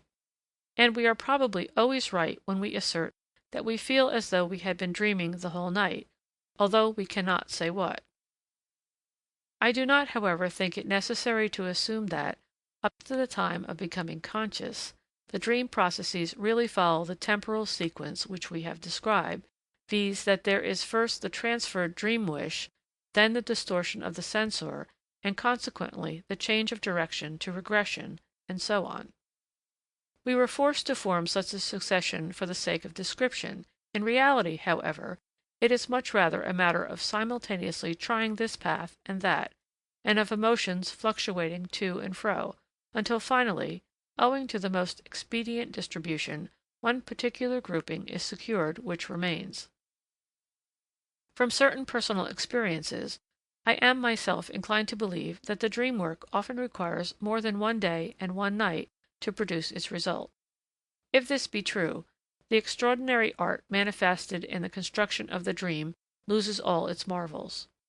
In my opinion, even the regard for comprehensibility as an occurrence of perception may take effect before the dream attracts consciousness to itself. To be sure, from now on the process is accelerated, as the dream is henceforth subjected to the same treatment as any other perception. It is like fireworks, which require hours of preparation and only a moment for ignition. Through the dream work, the dream process now gains either sufficient intensity to attract consciousness to itself and arouse the foreconscious, which is quite independent of the time or profundity of sleep, or its intensity being insufficient, it must wait until it meets the attention which is set in motion immediately before awakening. Most dreams seem to operate with relatively slight psychic intensities, for they wait for the awakening. This, however, explains the fact that we regularly perceive something dreamt on being suddenly aroused from a sound sleep. Here, as well as in spontaneous awakening, the first glance strikes the perception content created by the dream work, while the next strikes the one produced from without. But of greater theoretical interest are those dreams which are capable of waking us in the midst of sleep. We must bear in mind the expediency elsewhere universally demonstrated, and ask ourselves why the dream or the unconscious wish has the power to disturb sleep, i.e., the fulfillment of the foreconscious wish. This is probably due to certain relations of energy into which we have no insight. If we possess such insight, we should probably find that the freedom given to the dream and the expenditure of a certain amount of detached attention represent for the dream an economy in energy, keeping in view the fact that the unconscious must be kept in check at night just as during the day. We know from experience that the dream, even if it interrupts sleep repeatedly during the same night, still remains compatible with sleep. We wake up for an instant, and immediately resume our sleep. It is like driving off a fly during sleep. We awake ad hoc, and when we resume our sleep, we have removed the disturbance. As demonstrated by familiar examples from the sleep of wet nurses, etc., the fulfillment of the wish to sleep is quite compatible with the retention of a certain amount of attention in a given direction. But we must here take cognizance of an objection that is based on a better knowledge of the unconscious processes. Although we have ourselves described the unconscious wishes as always active, we have, nevertheless, asserted that they are not sufficiently strong during the day to make themselves perceptible. But when we sleep, and the unconscious wish has shown its power to form a dream, and with it to awaken the foreconscious, why, then, does this power become exhausted after the dream has been taken cognizance of? Would it not seem more probable that the dream should continually renew itself, like the troublesome fly, which, when driven away, takes pleasure in returning again and again? What justifies our assertion that the dream removes the disturbance of sleep? That the unconscious wishes always remain active is quite true. They represent paths which are passable whenever a sum of excitement makes use of them. Moreover, a remarkable peculiarity of the unconscious processes is the fact that they remain indestructible. Nothing can be brought to an end in the unconscious. Nothing can cease or be forgotten. This impression is most strongly gained in the study of the neuroses, especially of hysteria. The unconscious stream of thought which leads to the discharge through an attack becomes passable again as soon as there is an accumulation of a sufficient amount of excitement. The mortification brought on 30 years ago, after having gained access to the unconscious affective source, operates during all these 30 years like a recent one. Whenever its memory is touched, it is revived and shows itself to be supplied with the excitement which is discharged in a motor attack. It is just here that the office of psychotherapy begins, its task being to bring about adjustment and forgetfulness for the unconscious processes. Indeed, the fading of memories and the flagging of effects, which we are apt to take as self-evident and to explain as a primary influence of time on the psychic memories, are in reality secondary changes brought about by painstaking work. It is the foreconscious that accomplishes this work, and the only course to be pursued by psychotherapy is the subjugate of the unconscious to the domination of the foreconscious. There are, therefore, two exits for the individual unconscious emotional process. It is either left to itself, in which case it ultimately breaks through somewhere and secures for once a discharge for its excitation into motility, or it succumbs to the influence of the foreconscious, and its excitation becomes confined through this influence instead of being discharged. It is the latter process that occurs in the dream. Owing to the fact that it is directed by the conscious excitement, the energy from the foreconscious, which confronts the dream when grown to perception, restricts the unconscious excitement of the dream and renders it harmless as a disturbing factor. When the dreamer wakes up for a moment, he has actually chased away the fly that has threatened to disturb his sleep. We can now understand that it is really more expedient and economical to give full sway to the unconscious wish, and clear its way to regression so that it may form a dream, and then restrict and adjust this dream by means of a small expenditure of foreconscious labor, than to curb the unconscious thought the entire period of sleep. We should, indeed, expect that the dream, even if it was not originally an expedient process, would have acquired some function in the play of forces of the psychic life. We now see what this function is. The dream has taken it upon itself to bring the liberated excitement of the unconscious back under the domination of the foreconscious. It thus affords relief for the excitement of the unconscious, and acts as a safety valve for the latter, and at the same time it ensures the sleep of the foreconscious at a slight expenditure of the waking state. Like the other psychic formations of its group, the dream offers itself as a compromise serving simultaneously both systems by fulfilling both wishes insofar as they are compatible with each other. A glance at Robert's elimination theory will show that we must agree with this author in his main point, viz. In the determination of the function of the dream, though we differ from him in our hypotheses and in our treatment of the dream process. The above qualification, insofar as the two wishes are compatible with each other, contains the suggestion that there may be cases in which the function of the dream suffers shipwreck. The dream process is in the first instance admitted as a wish fulfillment of the unconscious.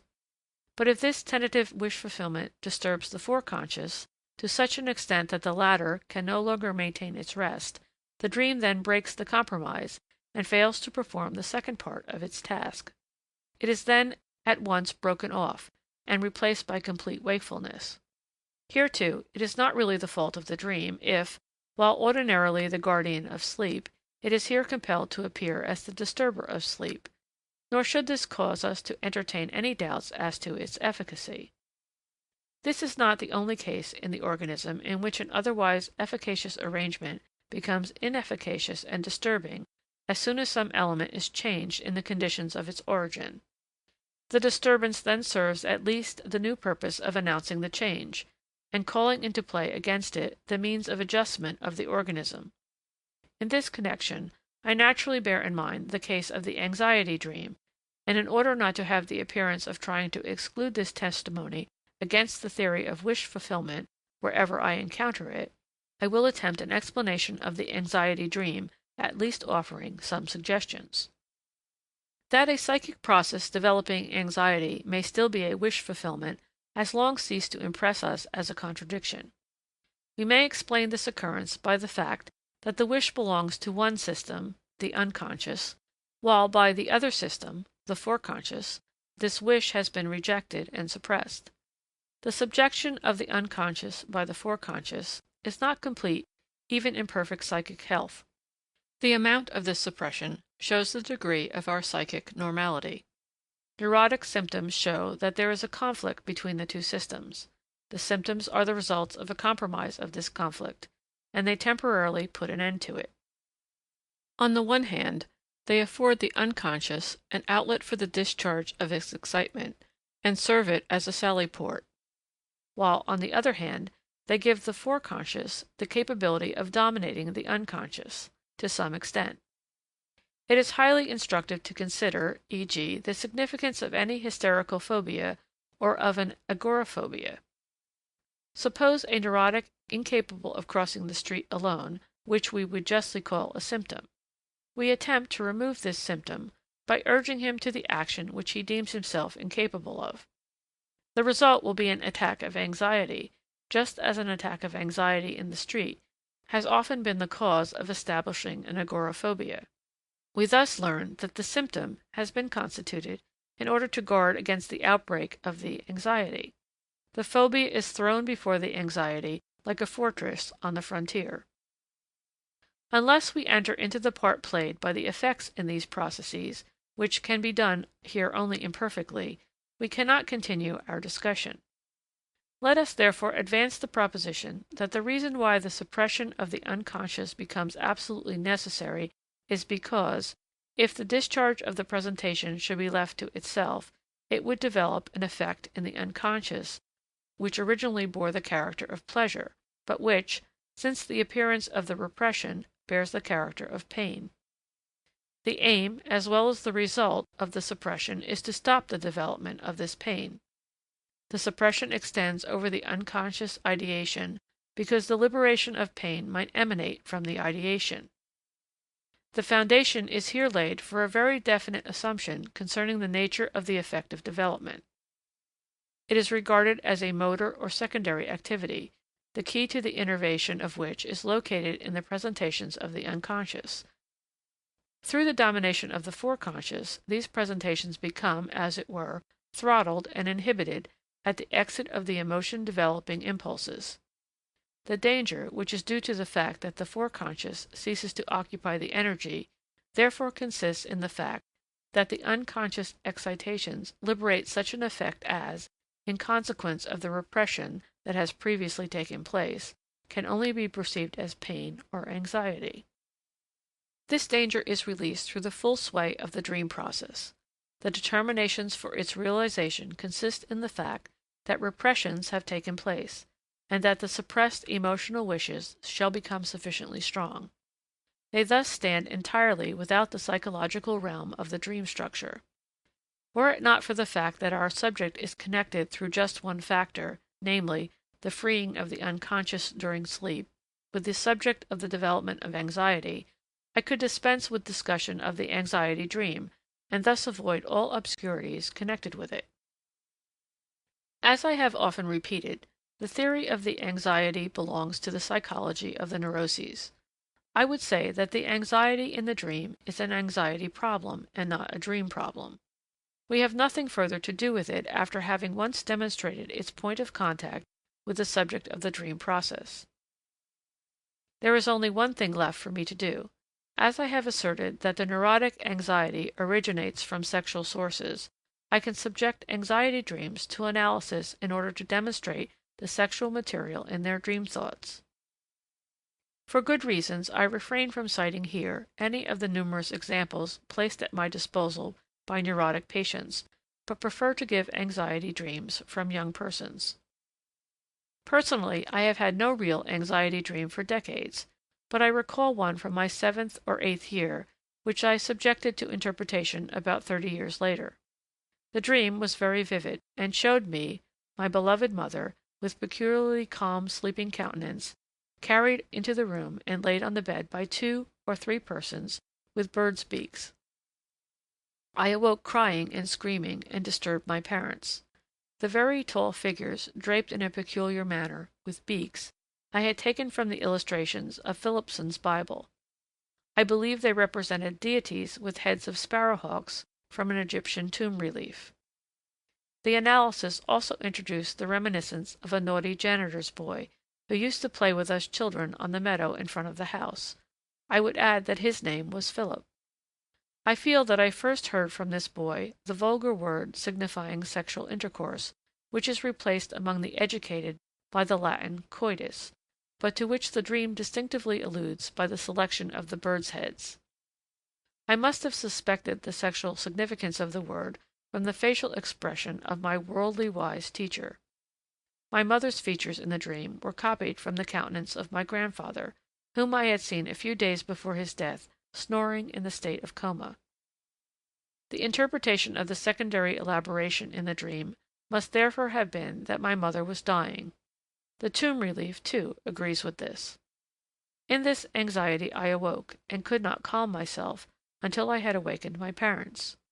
I remember that I suddenly became calm on coming face to face with my mother, as if I needed the assurance that my mother was not dead. But this secondary interpretation of the dream had been effected only under the influence of the developed anxiety. I was not frightened because I dreamed that my mother was dying, but I interpreted the dream in this manner, in the foreconscious elaboration, because I was already under the domination of the anxiety. The latter, however, could be traced by the means of the repression to an obscure, obviously sexual desire, which had found its satisfying expression in the visual content of the dream. A man 27 years old, who had been severely ill for a year, had had many terrifying dreams between the ages of 11 and 13. He thought that a man with an axe was running after him. He wished to run, but felt paralyzed and could not move from the spot. This may be taken as a good example of a very common and apparently sexually indifferent anxiety dream. In the analysis, the dreamer first thought of a story told him by his uncle, which chronologically was later than the dream, viz., that he was attacked at night by a suspicious-looking individual. This occurrence led him to believe that he himself might have already heard of a similar episode at the time of the dream.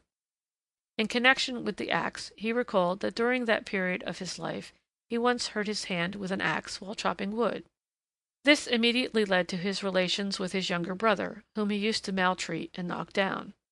In particular, he recalled an occasion when he struck his brother on the head with his boot until he bled, whereupon his mother remarked, "I fear he will kill him some day." While he was seemingly thinking of the subject of violence, a reminiscence from his 9th year suddenly occurred to him. His parents came home late and went to bed while he was feigning sleep. He soon heard panting and other noises that appeared strange to him, and he could also make out the position of his parents in bed. His further associations showed that he had established an analogy between this relation between his parents and his own relation toward his younger brother. He subsumed what occurred between his parents under the conception violence and wrestling, and thus reached a sadistic conception of the coitus act, as often happens among children. The fact that he often noticed blood on his mother's bed corroborated his conception. That the sexual intercourse of adults appears strange to children who observe it, and arouses fear in them, I dare say is a fact of daily experience. I have explained this fear by the fact that sexual excitement is not mastered by their understanding, and is probably also unacceptable to them because their parents are involved in it. For the same son, this excitement is converted into fear. At a still earlier period of life, sexual emotion directed toward the parent of opposite sex does not meet with repression, but finds free expression, as we have seen before. For the night terrors with hallucinations, pavor nocturnus, frequently found in children, I would unhesitatingly give the same explanation. Here, too, we are certainly dealing with the incomprehensible and rejected sexual feelings, which, if noted, would probably show a temporal periodicity for an enhancement of the sexual libido, may just as well be produced accidentally through emotional impressions as through the spontaneous and gradual processes of development. I lacked the necessary material to sustain these explanations from observation. On the one hand, the pediatrists seem to lack the point of view which alone makes comprehensible the whole series of phenomena, on the somatic as well as on the psychic side. To illustrate by a comical example how one wearing the blinders of medical mythology may miss the understanding of such cases, I will relate a case which I found in a thesis on pavor nocturnus by de Backer, 1881. A 13-year-old boy of delicate health began to become anxious and dreamy. His sleep became restless, and about once a week it was interrupted by an acute attack of anxiety with hallucinations. The memory of these dreams was invariably very distinct.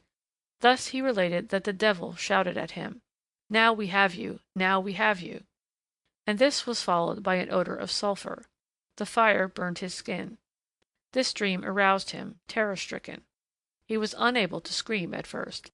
Then his voice returned, and he was heard to say distinctly, "No, no, not me. Why, I have done nothing," or, "Please don't, I shall never do it again." Occasionally, also, he said, "Albert has not done that." Later, he avoided undressing, because, as he said, the fire attacked him only when he was undressed. From amid these evil dreams, which menaced his health, he was sent into the country, where he recovered within a year and a half, but at the age of 15 he once confessed, "Je ne sais pas la vieux, mais j'éprouvais continuellement les picotements et des surexcisions aux parties. À la fin, cela m'énervait tant que plusieurs fois je pense me jeter par la fenêtre or dortoir. It is certainly not difficult to suspect, 1. That the boy had practiced masturbation in former years, that he probably denied it, and was threatened with severe punishment for his wrongdoing. His confession, Je ne le ferai plus, his denial, Albert n'a jamais fait ça. 2. That under the pressure of puberty, the temptation to self-abuse through the tickling of the genitals was reawakened. 3. That now, however, a struggle of repression arose in him, suppressing the libido and changing it into fear, which subsequently took the form of the punishments with which he was then threatened. Let us, however, quote the conclusions drawn by our author. This observation shows, 1. That the influence of puberty may produce in a boy of delicate health a condition of extreme weakness, and that it may lead to a very marked cerebral anemia. 2. This cerebral anemia produces a transformation of character, demonomaniacal hallucinations, and very violent nocturnal, perhaps also diurnal, states of anxiety. 3. Demonomania and the self-reproaches of the day can be traced to the influences of religious education which the subject underwent as a child. 4. All manifestations disappeared as a result of a lengthy sojourn in the country, bodily exercise, and the return of physical strength after the termination of the period of puberty. 5. A predisposing influence for the origin of the cerebral condition of the boy may be attributed to heredity and to the father's chronic syphilitic state. The concluding remarks of the author read, Nous avons fait entrer cette observation dans le cadre des délires épileptiques d'aliénation, car c'est à l'ischémie cérébrale que nous rattachons ces états particuliers. End of chapter 7.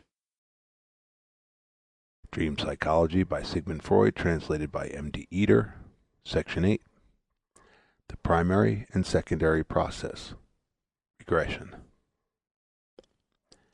In venturing to attempt to penetrate more deeply into the psychology of the dream processes, I have undertaken a difficult task, to which indeed my power of description is hardly equal.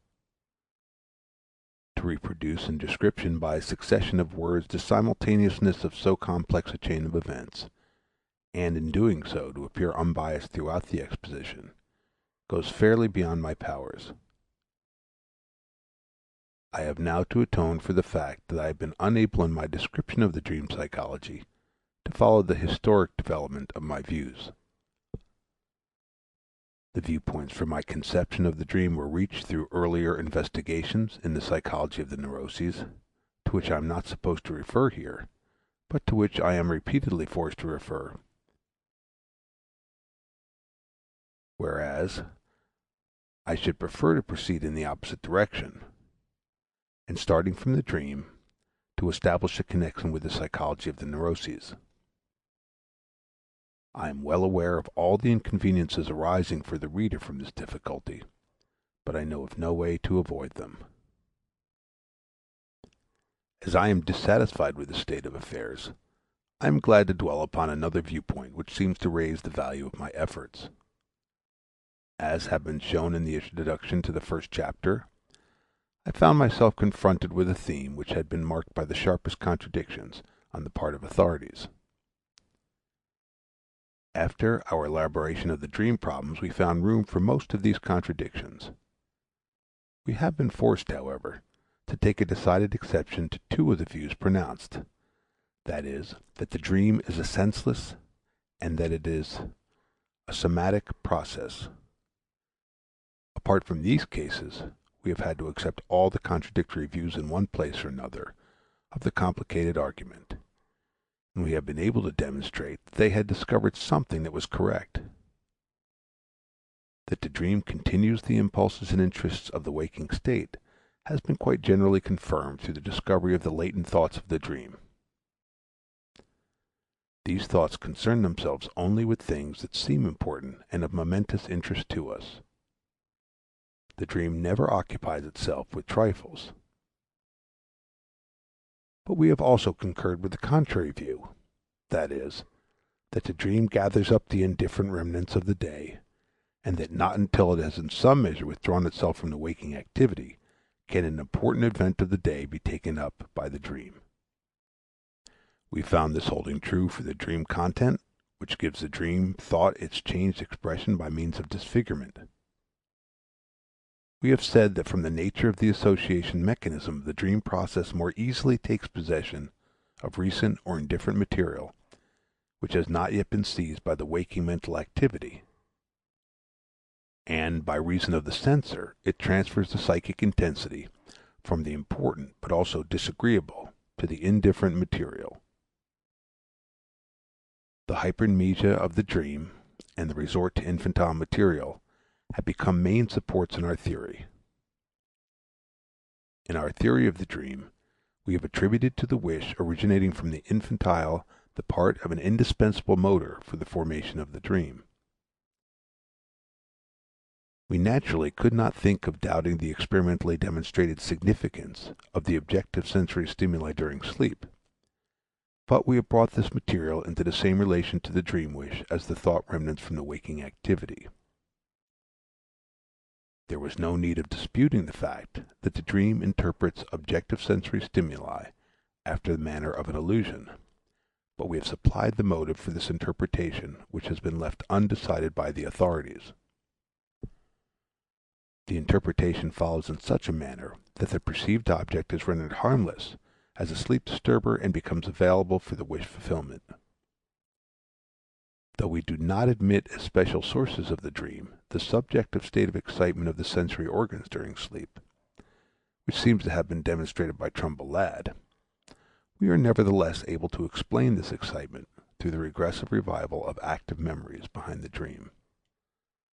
A modest part in our conception has also been assigned to the inner organic sensations, which are wont to be taken as the cardinal point in the explanation of the dream. These, the sensation of falling, flying, or inhibition, stand as an ever-ready material to be used by the dream work to express the dream thought as often as need arises. That the dream process is a rapid and momentary one seems to be true for the perception through consciousness of the already prepared dream content. The preceding parts of the dream process probably take a slow, fluctuating course. We have solved the riddle of the superabundant dream content compressed within the briefest moment by explaining that it is due to the appropriation of almost fully formed structures from the psychic life. That the dream is disfigured and distorted by memory we found to be correct, but not troublesome, as this is only the last manifest operation in the work of disfigurement, which has been active from the beginning of the dream work. In the bitter and seemingly irreconcilable controversy as to whether the psychic life sleeps at night, or can make the same use of all its capabilities as during the day, we have been able to agree with both sides, though not fully with either.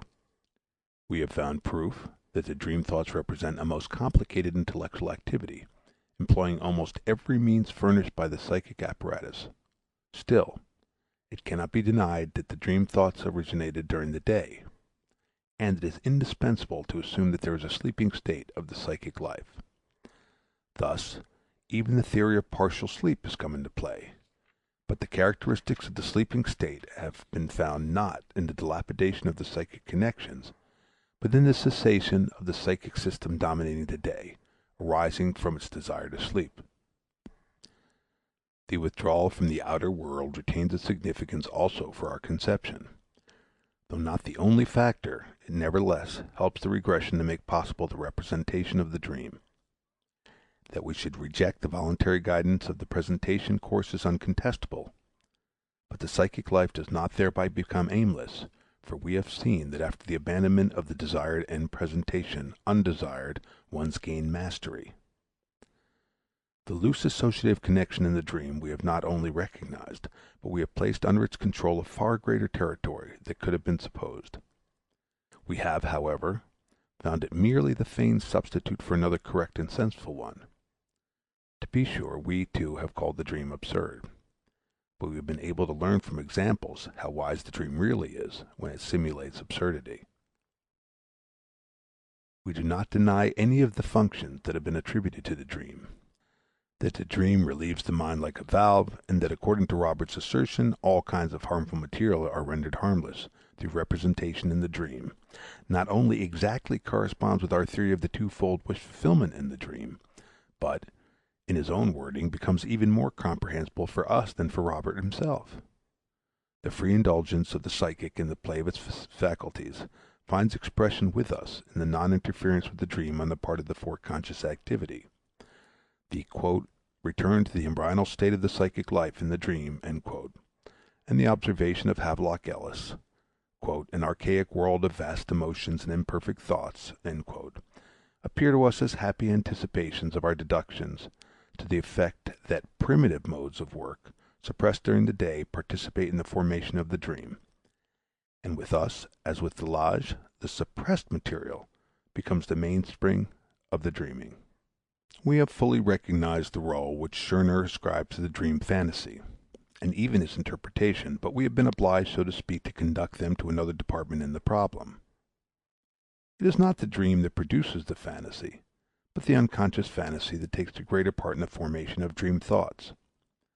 We are indebted to Scherner for his clue to the source of the dream thoughts, but almost everything that he ascribes to the dream work is attributable to the activity of the unconscious, which is at work during the day, and which supplies incitements not only for dreams, but for neurotic symptoms as well. We have had to separate the dream work from this activity as being something entirely different and far more restricted. Finally, we have by no means abandoned the relation of the dream to mental disturbances, but, on the contrary, we have given it a more solid foundation on new ground. Thus held together by the new material of our theory as by a superior unity, we find the most varied and most contradictory conclusions of the authorities fitting into our structure. Some of them are differently disposed, only a few of them are entirely rejected. But our own structure is still unfinished. For, disregarding the many obscurities which we have necessarily encountered in our advance into the darkness of psychology, we are now apparently embarrassed by a new contradiction. On the one hand, we have allowed the dream thoughts to proceed from perfectly normal mental operations, while, on the other hand, we have found among the dream thoughts a number of entirely abnormal mental processes, which extend likewise to the dream contents. These, consequently, we have repeated in the interpretation of the dream. All that we have termed the dream work seems so remote from the psychic processes recognized by us as correct, that the severest judgment of the authors as to the low psychic activity of dreaming seems to us well founded. Perhaps only through still further advance can enlightenment and improvement be brought about. I shall pick out one of the constellations leading to the formation of dreams. We have learned that the dream replaces a number of thoughts derived from daily life which are perfectly formed logically. We cannot therefore doubt that these thoughts originate from our normal mental life. All the qualities which we esteem in our mental operations, and which distinguish these as complicated activities of a high order, we find repeated in the dream thoughts. There is, however, no need of assuming that this mental work is performed during sleep, as this would materially impair the conception of the psychic state of sleep we have hitherto adhered to. These thoughts may just as well have originated from the day, and, unnoticed by our consciousness from their inception, they may have continued to develop until they stood complete at the onset of sleep. If we are to conclude anything from this state of affairs, it will at most prove that the most complex mental operations are possible without the cooperation of consciousness, which we have already learned independently from every psychoanalysis of persons suffering from hysteria or obsessions. These dream thoughts are in themselves surely not incapable of consciousness. If they have not become conscious to us during the day, this may have various reasons. The state of becoming conscious depends on the exercise of a certain psychic function, that is, attention, which seems to be extended only in a definite quantity, and which may have been withdrawn from the stream of thought in question by other aims. Another way in which such mental streams are kept from consciousness is the following. Our conscious reflection teaches us that when exercising attention, we pursue a definite course. But if that course leads us to an idea which does not hold its own with the critic, we discontinue and cease to apply our attention. Now, apparently, the stream of thought thus started and abandoned may spin on without regaining attention, unless it reaches a spot of especially marked intensity, which forces the return of attention.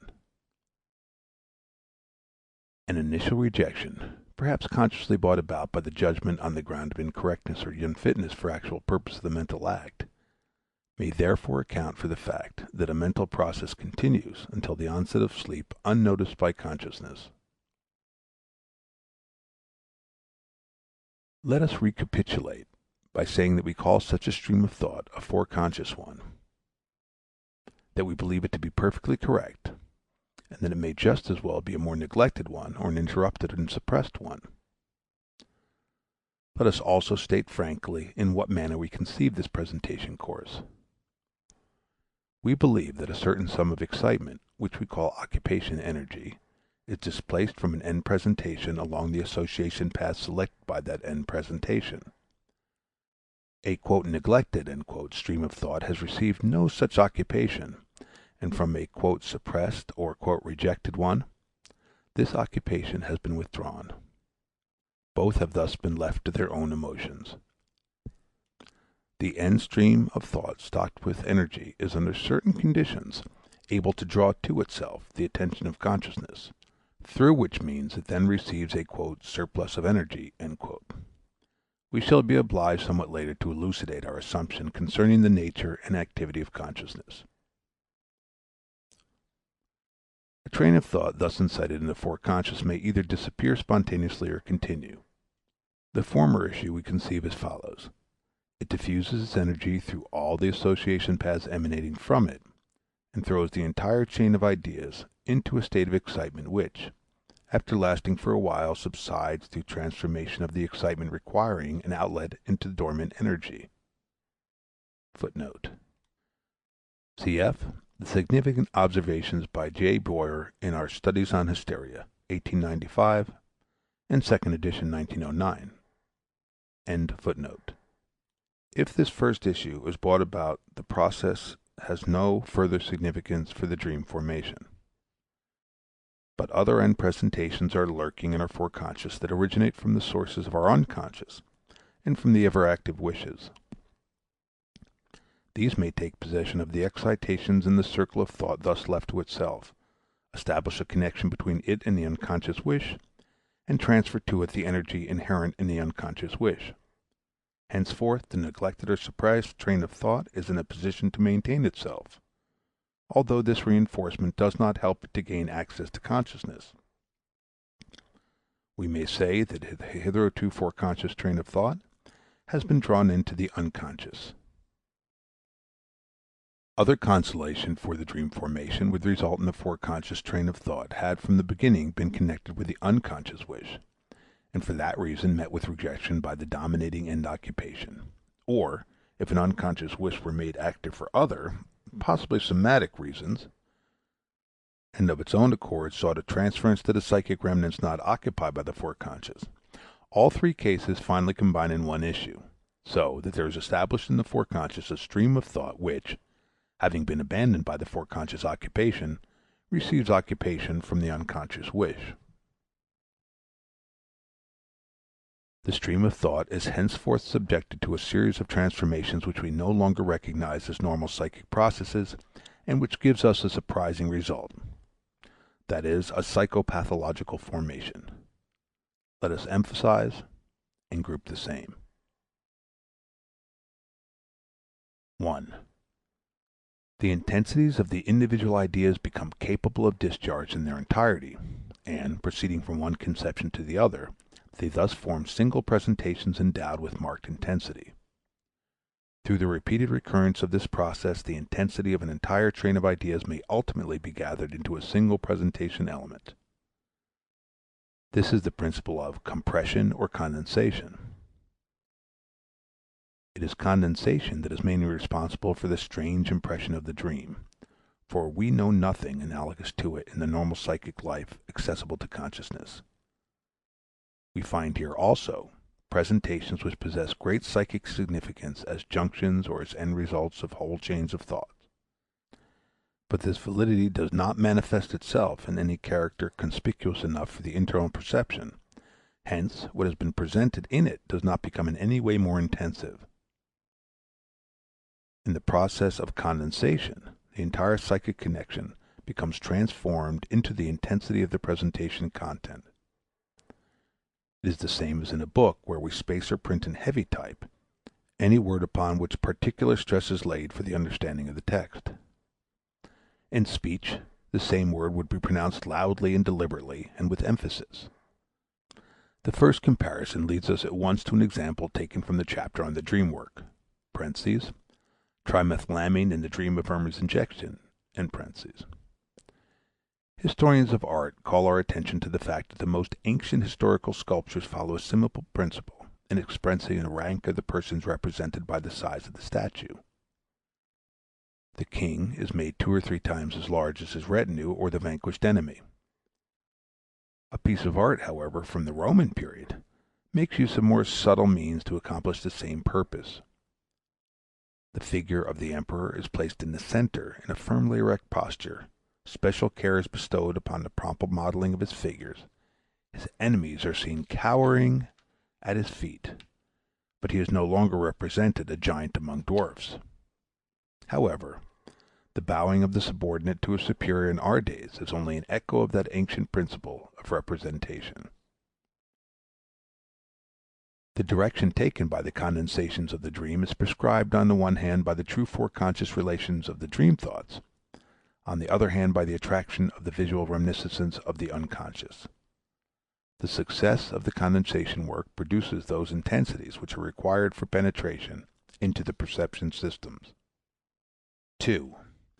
Through this free transferability of the intensities, moreover, and in the service of condensation, intermediary presentations, compromises as it were, are formed. Cf. the numerous examples. This likewise is something unheard of in the normal presentation course, where it is above all a question of selection and retention of the proper presentation element. On the other hand, composite and compromise formations occur with extraordinary frequency when we are trying to find the linguistic expression for the foreconscious thoughts. These are considered "slips of the tongue." 3. The presentations which transfer their intensities to one another are very loosely connected, and are joined together by such forms of association as are spurned in our serious thought, and are utilized in the production of the effect of wit only. Among these we particularly find associations of the sound and consonance types. 4. Contradictory thoughts do not strive to eliminate one another, but remain side by side. They often unite to produce condensation as if no contradiction existed. Or they form compromises for which we should never forgive our thoughts, but which we frequently approve of in our actions. These are some of the most conspicuous abnormal processes to which the thoughts which have been previously rationally formed are subjected in the course of the dream work. As the main feature of these processes, we recognize the high importance attached to the fact of rendering the occupation energy mobile and capable of discharge. The content and the actual significance of the psychic elements to which these energies adhere becomes a matter of secondary importance. One might possibly think that the condensation and compromise formation is effected only in the service of regression, when occasion arises for changing thoughts in the pictures. But the analysis and, still more distinctly, the synthesis of dreams which lack regression towards pictures, for example, the dream, "Autodidasker, conversation with the court counselor N," presents the same processes of displacement and condensation as the others. Hence, we cannot refuse to acknowledge that the two kinds of essentially different psychic processes participate in the formation of the dream. One forms perfectly correct dream thoughts which are equivalent to normal thoughts, while the other treats these ideas in a highly surprising and incorrect manner. The latter process we have already set apart as the dream work proper. What have we now to advance concerning this latter psychic process? We should be unable to answer this question here if we had not penetrated considerably into the psychology of the neuroses and especially of hysteria. From this we learned that the same incorrect psychic process, as well as others that have not been enumerated, control the formation of hysterical symptoms. In hysteria, too, we at once find a series of perfectly correct thoughts equivalent to our conscious thoughts, of whose existence, however, in this form we can learn nothing, and which we can only subsequently reconstruct. If they have forced their way anywhere to our perception, we discover from the analysis of the symptom form that these normal thoughts have been subjected to abnormal treatment and have been transformed into the symptom by means of condensation and compromise formation, through superficial associations, under cover of contradictions, and eventually over the road of regression. In view of the complete identity found between the peculiarities of the dream work and the psychic activity forming the psychoneurotic symptoms, we shall feel justified in transferring to the dream the conclusions urged upon us by hysteria. From the theory of hysteria, we borrowed the proposition that such an abnormal psychic elaboration of a normal train of thought takes place only when the latter has been used for the transference of an unconscious wish which dates from the infantile life and is in a state of repression. In accordance with this proposition, we have constructed the theory of the dream on the assumption that the actual dream wish invariably originates in the unconscious, which, as we ourselves have admitted, cannot be universally demonstrated, though it cannot be refuted. But in order to explain the real meaning of the term repression, which we have employed so freely, we shall be obliged to make some further addition to our psychological construction. We have above elaborated the fiction of a primitive psychic apparatus, whose work is regulated by the efforts to avoid accumulation of excitement and as far as possible to maintain itself free from excitement. For this reason it was constructed after the plan of a reflex apparatus.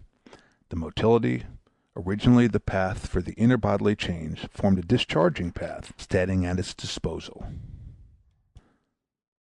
We subsequently discussed the psychic results of a feeling of gratification, and we might at the same time have introduced the second assumption, that is, that accumulation of excitement, following certain modalities that do not concern us, is perceived as pain and sets the apparatus in motion in order to reproduce a feeling of gratification in which the diminution of the excitement is perceived as pleasure.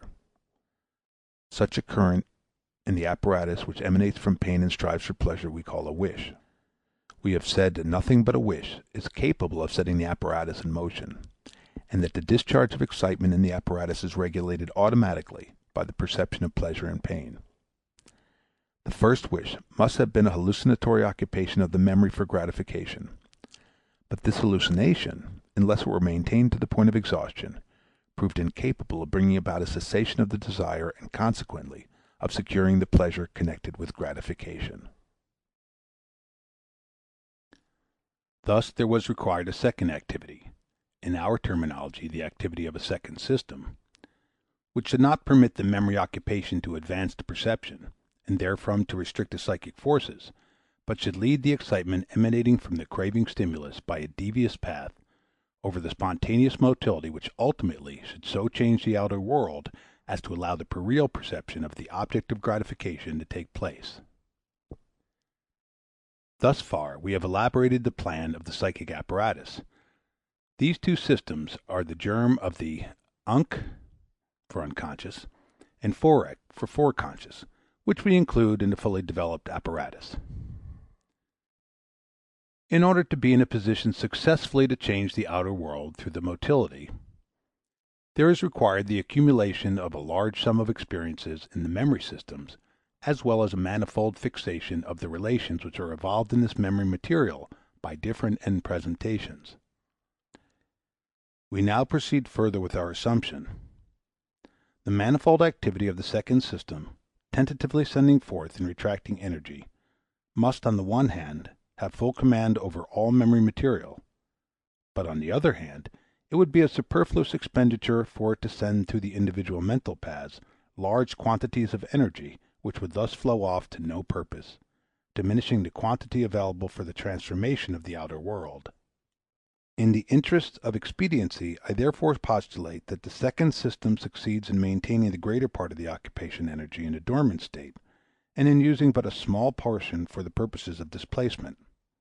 The mechanism of these processes is entirely unknown to me. Anyone who wishes to follow up these ideas must try to find the physical analogies and prepare the way for a demonstration of the process of motion in the stimulation of the neuron. I merely hold to the idea that the activity of the first psi system is directed to the free outflow of the quantities of excitement, and that the second system brings about an inhibition of this outflow through the energies emanating from it. That is, it produces a transformation into dormant energy, probably by raising the level. I therefore assume that under the control of the second system, as compared with the first, the course of the excitement is bound to entirely different mechanical conditions. After the second system has finished its tentative mental work, it removes the inhibition and congestion of the excitements and allows these excitements to flow off to the motility. An interesting train of thought now presents itself if we consider the relations of this inhibition of discharge by the second system to the regulation through the principle of pain. Let us now seek the counterpart of the primary feeling of gratification, namely, the objective feeling of fear. A perceptive stimulus acts on the primitive apparatus, becoming the source of a painful emotion. This will then be followed by irregular motor manifestations until one of these withdraws the apparatus from perception and at the same time from pain. But on the reappearance of the perception, this manifestation will immediately repeat itself, perhaps as a movement of flight, until the perception has again disappeared. But there will here remain no tendency again to occupy the perception of the source of pain in the form of a hallucination or in any other form. On the contrary, there will be a tendency in the primitive apparatus to abandon the painful memory picture as soon as it is in any way awakened, as the overflow of its excitement would surely produce, more precisely, begin to produce, pain. The deviation from memory, which is but a repetition of the formal flight from perception, is facilitated also by the fact that, unlike perception, memory does not possess sufficient quality to excite consciousness and thereby to attract to itself new energy. This easy and regularly occurring deviation of the psychic process from the former painful memory presents to us the model and the first example of psychic repression. As is generally known, much of this deviation from the painful, much of the behavior of the ostrich, can readily be demonstrated even in the normal psychic life of adults. By virtue of the principle of pain, the first system is therefore altogether incapable of introducing anything unpleasant into the mental associations. The system cannot do anything but wish. If this remains so, the mental activity of the second system, which should have at its disposal all the memories stored up by experiences, would be hindered. But two ways are now opened. The work of the second system either frees itself completely from the principle of pain and continues its course, paying no heed to the painful reminiscence, or it contrives to occupy the painful memory in such a manner as to preclude the liberation of pain. We may reject the first possibility, as the principle of pain also manifests itself as a regulator for the emotional discharge of the second system.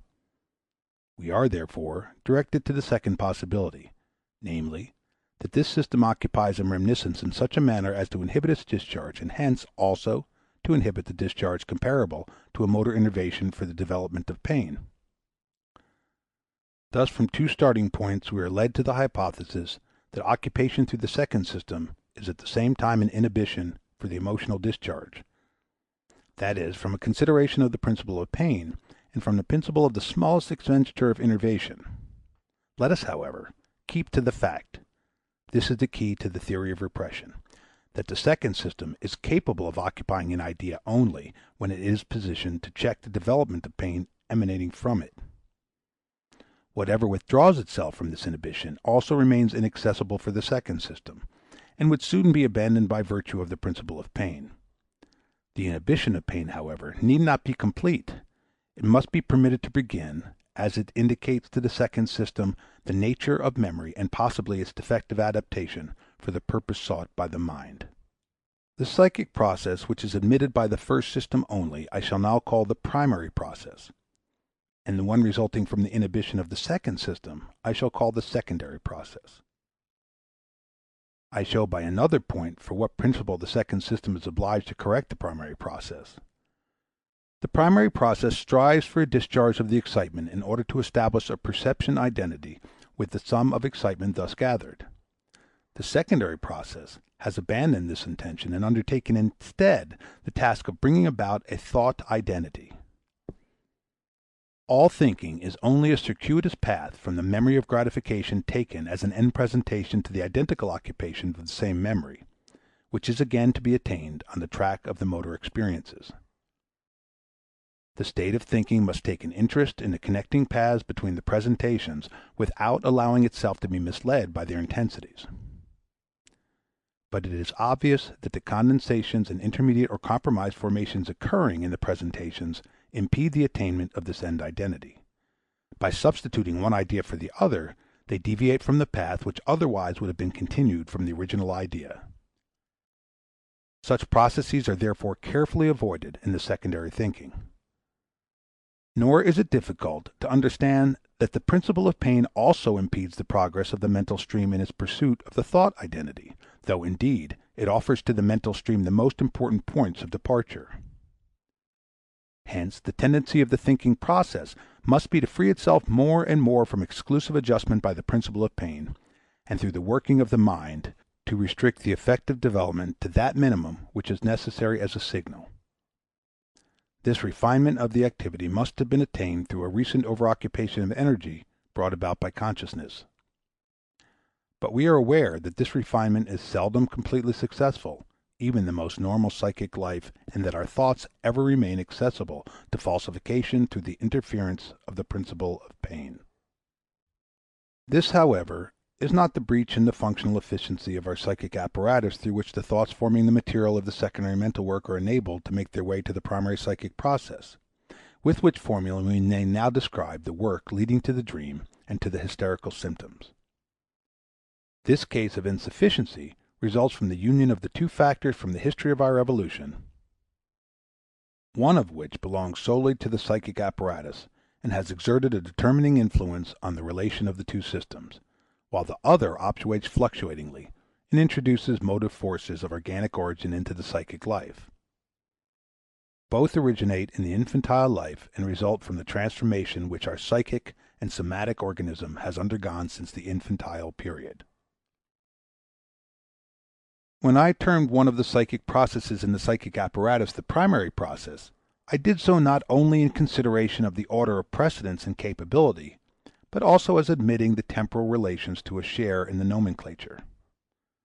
As far as our knowledge goes, there is no psychic apparatus possessing only the primary process, and in so far it is a theoretical fiction, but so much is based on the fact that the primary processes are present in the apparatus from the beginning, while the secondary processes develop gradually in the course of life, inhibiting and covering the primary ones, and gaining complete mastery over them perhaps only at the height of life. Owing to this retarded appearance of the secondary processes, the essence of our being, consisting in unconscious wish feelings, can neither be seized nor inhibited by the foreconscious, whose part is once and for all restricted to the indication of the most suitable paths for the wish feelings originating in the unconscious. These unconscious wishes establish for all subsequent psychic efforts a compulsion to which they have to submit, and which they must strive if possible to divert from its course and direct to higher aims. In consequence of this retardation of the foreconscious occupation, a large sphere of the memory material remains inaccessible. Among these indestructible and ununcovered wish feelings originating from the infantile life, there are also some, the fulfillments of which have entered into a relation of contradiction to the end presentation of the secondary thinking. The fulfillment of these wishes would no longer produce an effect of pleasure, but one of pain. And it is just this transformation of affect that constitutes the nature of what we designate as "repression," in which we recognize the infantile first step of passing adverse sentence, or of rejecting through reason. To investigate in what way and through what motive forces such a transformation can be produced constitutes the problem of repression, which we need here only skim over. It will suffice to remark that such a transformation of affect occurs in the course of development (one may think of the appearance in infantile life of disgust which was originally absent), and that is connected with the activity of the secondary system. The memories from which the unconscious wish brings about the emotional discharge have never been accessible to the forec, and for that reason their emotional discharge cannot be inhibited. It is just on account of this affective development that these ideas are not even now accessible to the foreconscious thoughts to which they have transferred their wishing power. On the contrary, the principle of pain comes into play and causes the forec to deviate from these thoughts of transference. The latter, left to themselves, are "repressed," and thus the existence of a store of infantile memories, from the very beginning withdrawn from the forec, become the preliminary condition of repression. In the most favorable case, the development of pain terminates as soon as the energy has been withdrawn from the thoughts of transference in the forec, and this effect characterizes the intervention of the principle of pain as expedient.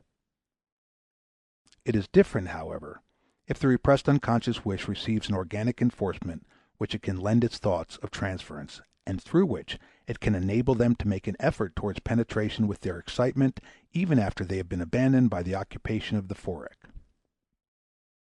A defensive struggle then ensues, inasmuch as the forec reinforces the antagonism against the repressed ideas, and subsequently this leads to a penetration by the thoughts of transference (the carriers of the unconscious wish) in some form of compromise through symptom formation.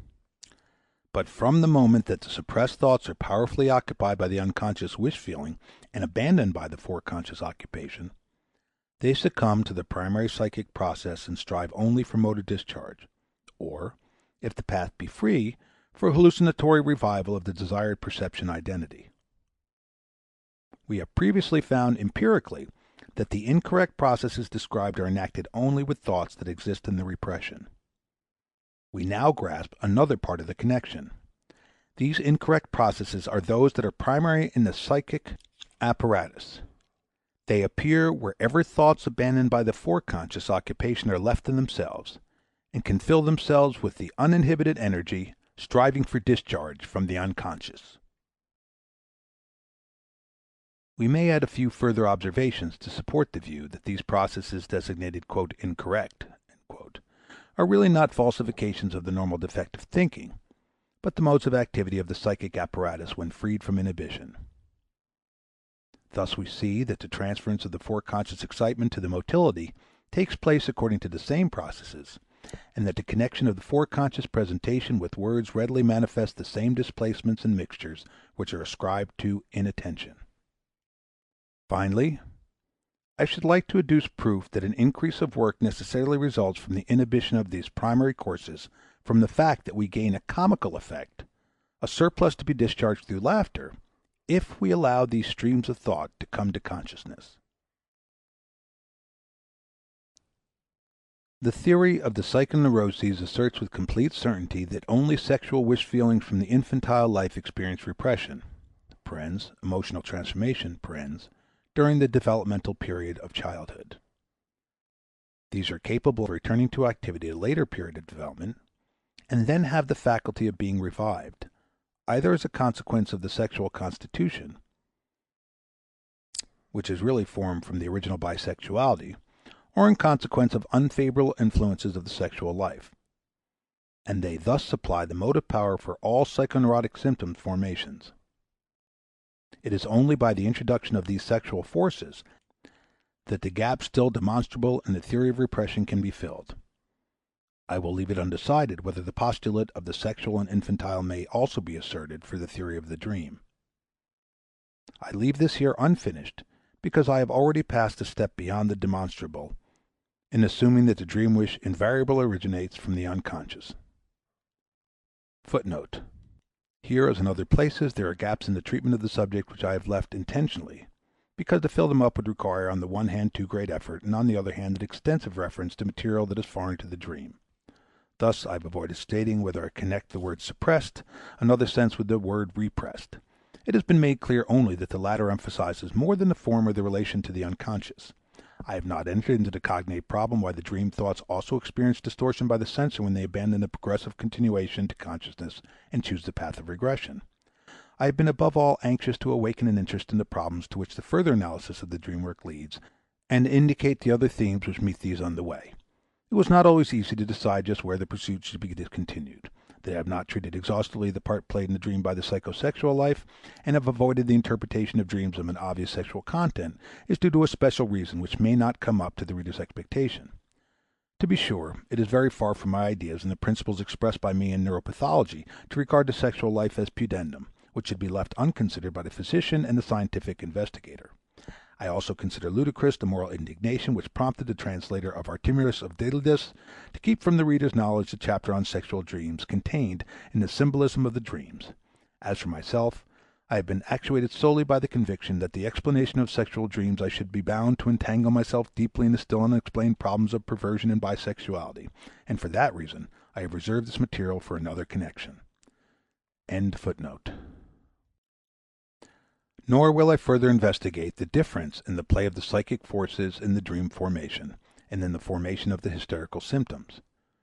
For to do this we ought to possess a more explicit knowledge of one of the members to be compared. But I regard another point as important, and will here confess that it was on account of this very point that I have just undertaken this entire discussion concerning the two psychic systems, their modes of operation, and the repression. For it is now immaterial whether I have conceived the psychological relation in question with the approximate correctness, or, as is easily possible in such a difficult matter, in an erroneous and fragmentary manner. Whatever changes may be made in the interpretation of the psychic censor, and of the correct and of the abnormal elaboration of the dream content, the fact nevertheless remains that such processes are active in dream formation, and that essentially they show the closest analogy to the processes observed in the formation of the hysterical symptoms. The dream is not a pathological phenomenon, and it does not leave behind an enfeeblement of the mental faculties. The objection that no deduction can be drawn regarding the dreams of healthy persons from my own dreams and from those of neurotic patients may be rejected without comment. Hence, when we draw conclusions from the phenomena as to their motive forces, we recognize that the psychic mechanism made use of by the neuroses is not created by a morbid disturbance of the psychic life, but is found ready in the normal structure of the psychic apparatus. The two psychic systems, the censor crossing between them, the inhibition and the covering of one activity by the other, the relationships of both to consciousness, or whatever may offer a more correct interpretation of the actual conditions in their stead, all these belong to the normal structure of our psychic instrument, and the dream points out for us one of the roads leading to knowledge of this structure. If, in addition to our knowledge, we wish to be contented with a minimum perfectly established, we shall say that the dream gives us proof that the suppressed material continues to exist even in the normal person and remains capable of psychic activity. The dream itself is one of the manifestations of this suppressed material. Theoretically, this is true in all cases. According to substantial experience, it is true in at least a great number of such, as most conspicuously display the prominent characteristics of dream life. The suppressed psychic material, which in the waking state has been prevented from expression and cut off from internal perception by the antagonistic adjustment of the contradictions, finds ways and means of obtruding itself on consciousness during the night under domination of the compromised formations. Flectus sine nequis superis accenerantem movebo. At any rate, the interpretation of dreams is the via regia to a knowledge of the unconscious in the psychic life. In following the analysis of the dream, we have made some progress towards an understanding of the composition of this most marvelous and most mysterious of instruments. To be sure, we have not gone very far, but enough of a beginning has been made to allow us to advance from other so-called pathological formations further into the analysis of the unconscious. Disease, at least that which is justly termed functional, is not due to the destruction of this apparatus and the establishment of new splittings in its interior, it is rather to be explained dynamically through the strengthening and weakening of the components and the play of forces by which so many activities are concealed during the normal function. We have been able to show in another place how the composition of the apparatus from the two systems permits a subtilization even of the normal activity which would be impossible for a single system. End of section 8. The primary and secondary process, regression. Chapter 9. The unconscious and consciousness, reality.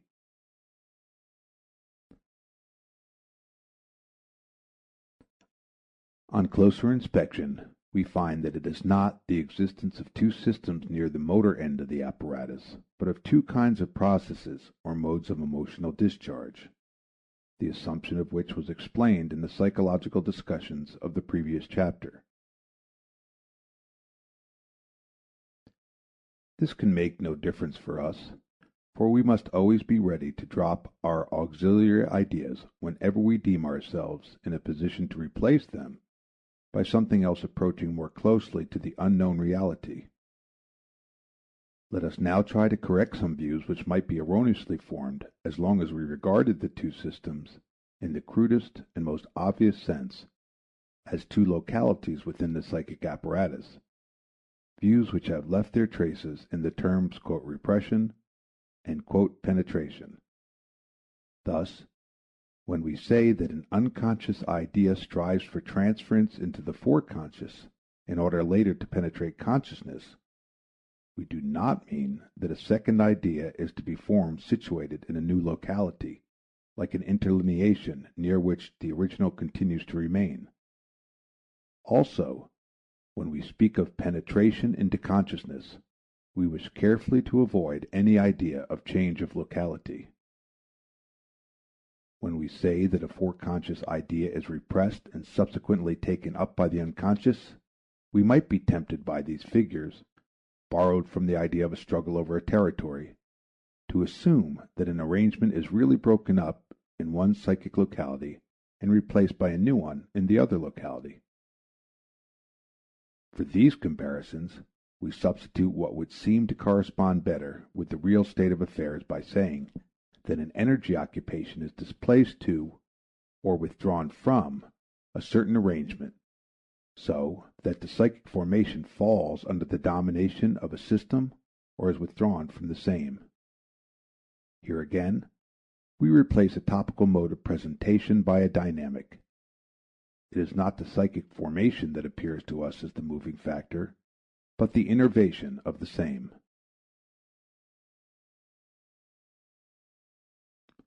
I deem it appropriate and justifiable, however, to apply ourselves still further to the illustrative conception of the two systems. We shall avoid any misapplication of this manner of representation if we remember that presentations, thoughts, and psychic formations should generally not be localized in the organic elements of the nervous system, but, so to speak, between them, where resistances and paths form the correlate corresponding to them.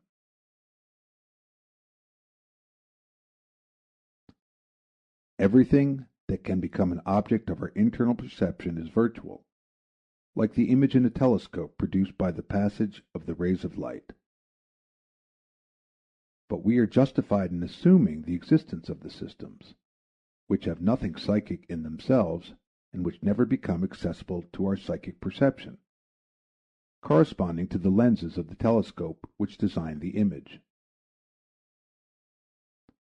If we continue this comparison, we may say that the sensor between two systems corresponds to the refraction of rays during their passage into a new medium. Thus far, we have made psychology on our own responsibility. It is now time to examine the theoretical opinions governing present-day psychology and to test the relation to our theories. The question of the unconscious in psychology is, according to authoritative words of lips, less a psychological question than the question of psychology. As long as psychology settled this question with the verbal explanation that the "psychic" is the "conscience," and that the "unconscious psychic occurrences" are an obvious contradiction, a psychological estimate of the observations gained by the physician from abnormal mental states was precluded. The physician and the philosopher agree only when both acknowledge that the unconscious psychic processes are "the appropriate and well justified expression for an established fact." The physician cannot but reject with a shrug of his shoulders the assertion that "consciousness is the indispensable quality of the psychic."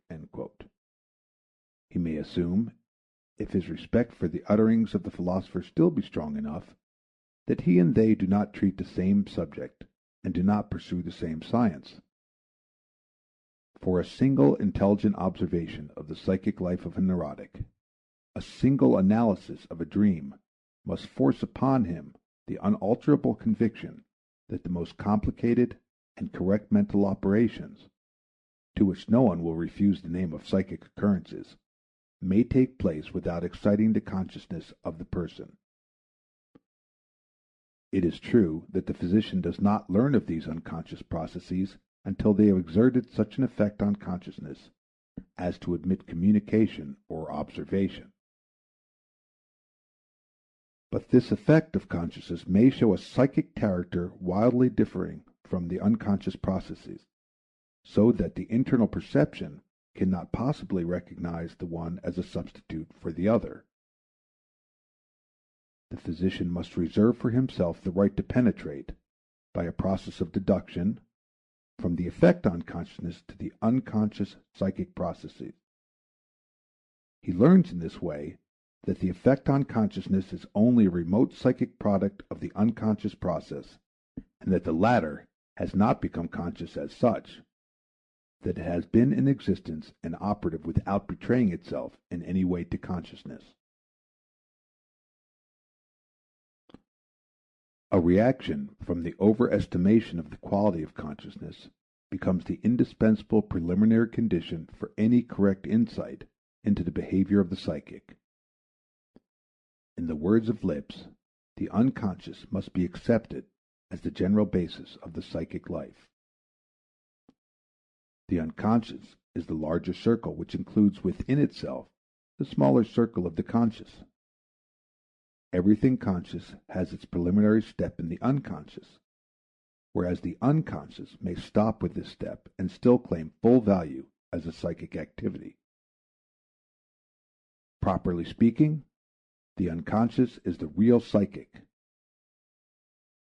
Its inner nature is just as unknown to us as the reality of the external world, and it is just as imperfectly reported to us through the data of consciousness as is the external world through the indication of our sensory organs.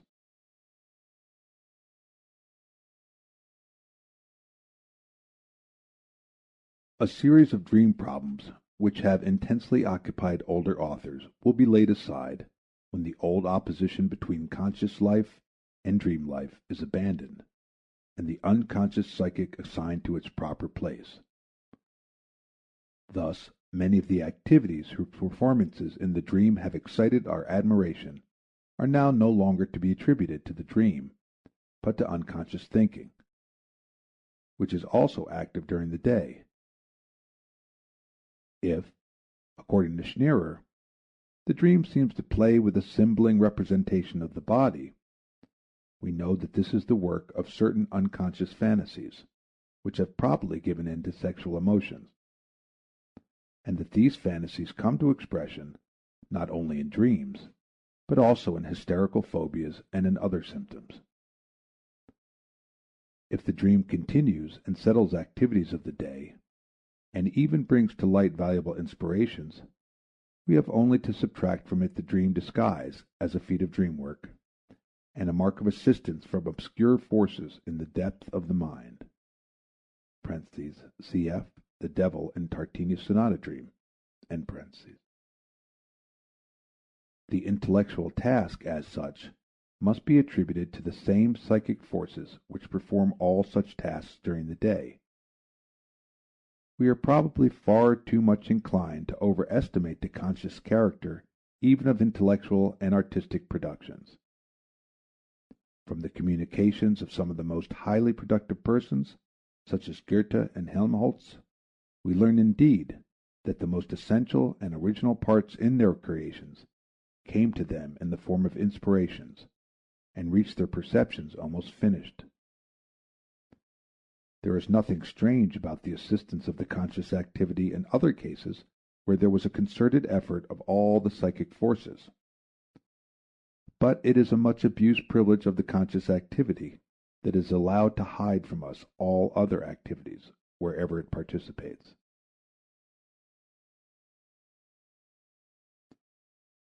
It will hardly be worthwhile to take up the historical significance of dreams as a special subject.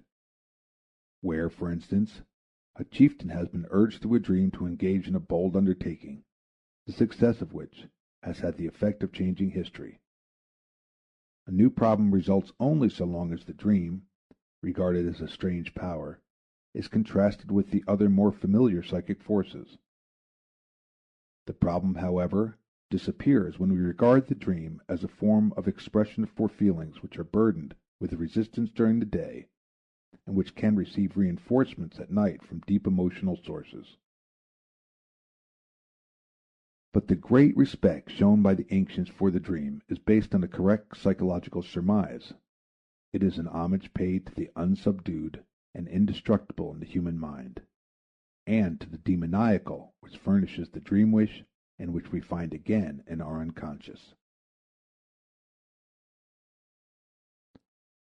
Not inadvisedly do I use the expression, "in our unconscious," for what we so designate does not coincide with the unconscious of the philosophers, nor with the unconscious of Lipps. In the latter uses, it is intended to designate only the opposite of conscious. That there are also unconscious psychic processes beside the conscious ones is the hotly contested and energetically defended issue. Lipps gives us the more far-reaching theory that everything psychic exists as unconscious, but that some of it may exist also as conscious. But it was not to prove this theory that we have adduced the phenomena of the dream and of the hysterical symptom formation. The observation of normal life alone suffices to establish its correctness beyond any doubt. The new fact that we have learned from the analysis of the psychopathological formations, and indeed from their first member, that is dreams, is that the unconscious, hence the psychic, occurs as a function of two separate systems, and that it occurs as such even in normal psychic life. Consequently, there are two kinds of unconscious, which we do not as yet find distinguished by the psychologist. Both are unconscious in the psychological sense, but in our sense the first, which we call unsee, is likewise incapable of consciousness, whereas the second we term foresee, because its emotions, after the observance of certain rules, can reach consciousness, perhaps not before they have again undergone censorship, but still regardless of the unsee system. The fact that in order to attain consciousness the emotions must traverse an unalterable series of events or succession of instances, as is portrayed through their alteration by the censor, has helped us to draw a comparison from spatiality. We describe the relations of the two systems to each other and to consciousness by saying that the system foresee is like a screen between the system unsee and consciousness. The system foresee not only bars access to consciousness, but also controls the entrance to voluntary motility and is capable of sending out a sum of mobile energy, a portion of which is familiar to us as attention. We must also steer clear of the distinctions superconscious and subconscious, which have found so much favor in the more recent literature on the psychoneuroses. For just such a distinction seems to emphasize the equivalence of the psychic and the conscious. What part now remains in our description of the once all-powerful and all-overshadowing consciousness? None other than that of a sensory organ for the perception of psychic qualities. According to the fundamental idea of schematic undertaking, we can conceive the conscious perception only as the particular activity of an independent system, for which the abbreviated designation cons commends itself. The system we conceive to be similar in its mechanical characteristics to the perception system P, hence excitable by qualities, and incapable of retaining the trace of changes, that is, it is devoid of memory. The psychic apparatus which, with the sensory organ of the P system, is turned to the outer world, is itself the outer world for the sensory organ of cons, the teleological justification of which rests on this relationship. We are here once more confronted with the principle of the succession of instances which seems to dominate the structure of the apparatus. The material under excitement flows to the cons, sensory organ from the two sides, firstly from the P system, whose excitement, qualitatively determined, probably experiences a new elaboration until it comes to conscious perception, and, secondly, from the interior of the apparatus itself, the quantitative processes of which are perceived as qualitative series of pleasure and pain as soon as they have undergone certain changes. The philosophers, who have learned that correct and highly complicated thought structures are possible even without the cooperation of consciousness, have found it difficult to attribute any function to consciousness. It has appeared to them a superfluous mirroring of the perfected psychic process. The analogy of our cons system with the systems of perception relieves us of this embarrassment. We see that perception through our sensory organs results in directing the occupation of attention to those paths on which the incoming sensory excitement is diffused.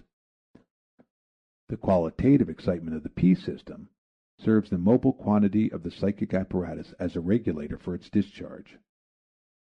We may claim the same function for the overlying sensory organ of the cons system. By assuming new qualities, it furnishes a new contribution towards the guidance and suitable distribution of the mobile occupation quantities. By means of the perception of pleasure and pain, it influences the course of the occupations within the psychic apparatus, which normally operates unconsciously and through the displacement of quantities. It is probable that the principle of pain first regulates displacements of occupation automatically, but it is quite possible that the consciousness of these qualities adds a second and more subtle regulation, which may even oppose the first and perfect the working capacity of the apparatus by placing it in the position contrary to its original design for occupying and developing even that which is connected with the liberation of pain. We learn from neuropsychology that an important part of the functional activity of the apparatus is attributed to such regulations through the qualitative excitation of the sensory organs. The automatic control of the primary principle of pain and the restrictions of mental capacity connected with it are broken by the sensible regulations, which in their turn are again automatisms. We learn that the repression which, though originally expedient, terminates nevertheless in a harmful rejection of inhibition and of psychic domination, is so much more easily accomplished with reminiscences than with perceptions, because the former there is no increase in occupation through the excitement of the psychic sensory organs. When an idea to be rejected has once failed to become conscious because it has succumbed to repression, it can be repressed on other occasions only because it has been withdrawn from conscious perception on other grounds. These are hints employed by therapy in order to bring about a retrogression of accomplished repressions. The value of the overoccupation which is produced by the regulating influence of the cons, sensory organ on the mobile quantities, is demonstrated in the teleological connection by nothing more clearly than by the creation of a new series of qualities, and consequently a new regulation, which constitutes the precedence of man over the animals. For the mental processes are in themselves devoid of quality, except for the excitements of pleasure and pain accompanying them, which, as we know, are to be held in check as possible disturbances of thought. In order to endow them with a quality, they are associated in man with verbal memories, the qualitative remnants of which suffice to draw upon them the attention of consciousness, which in turn endows thought with a new mobile energy.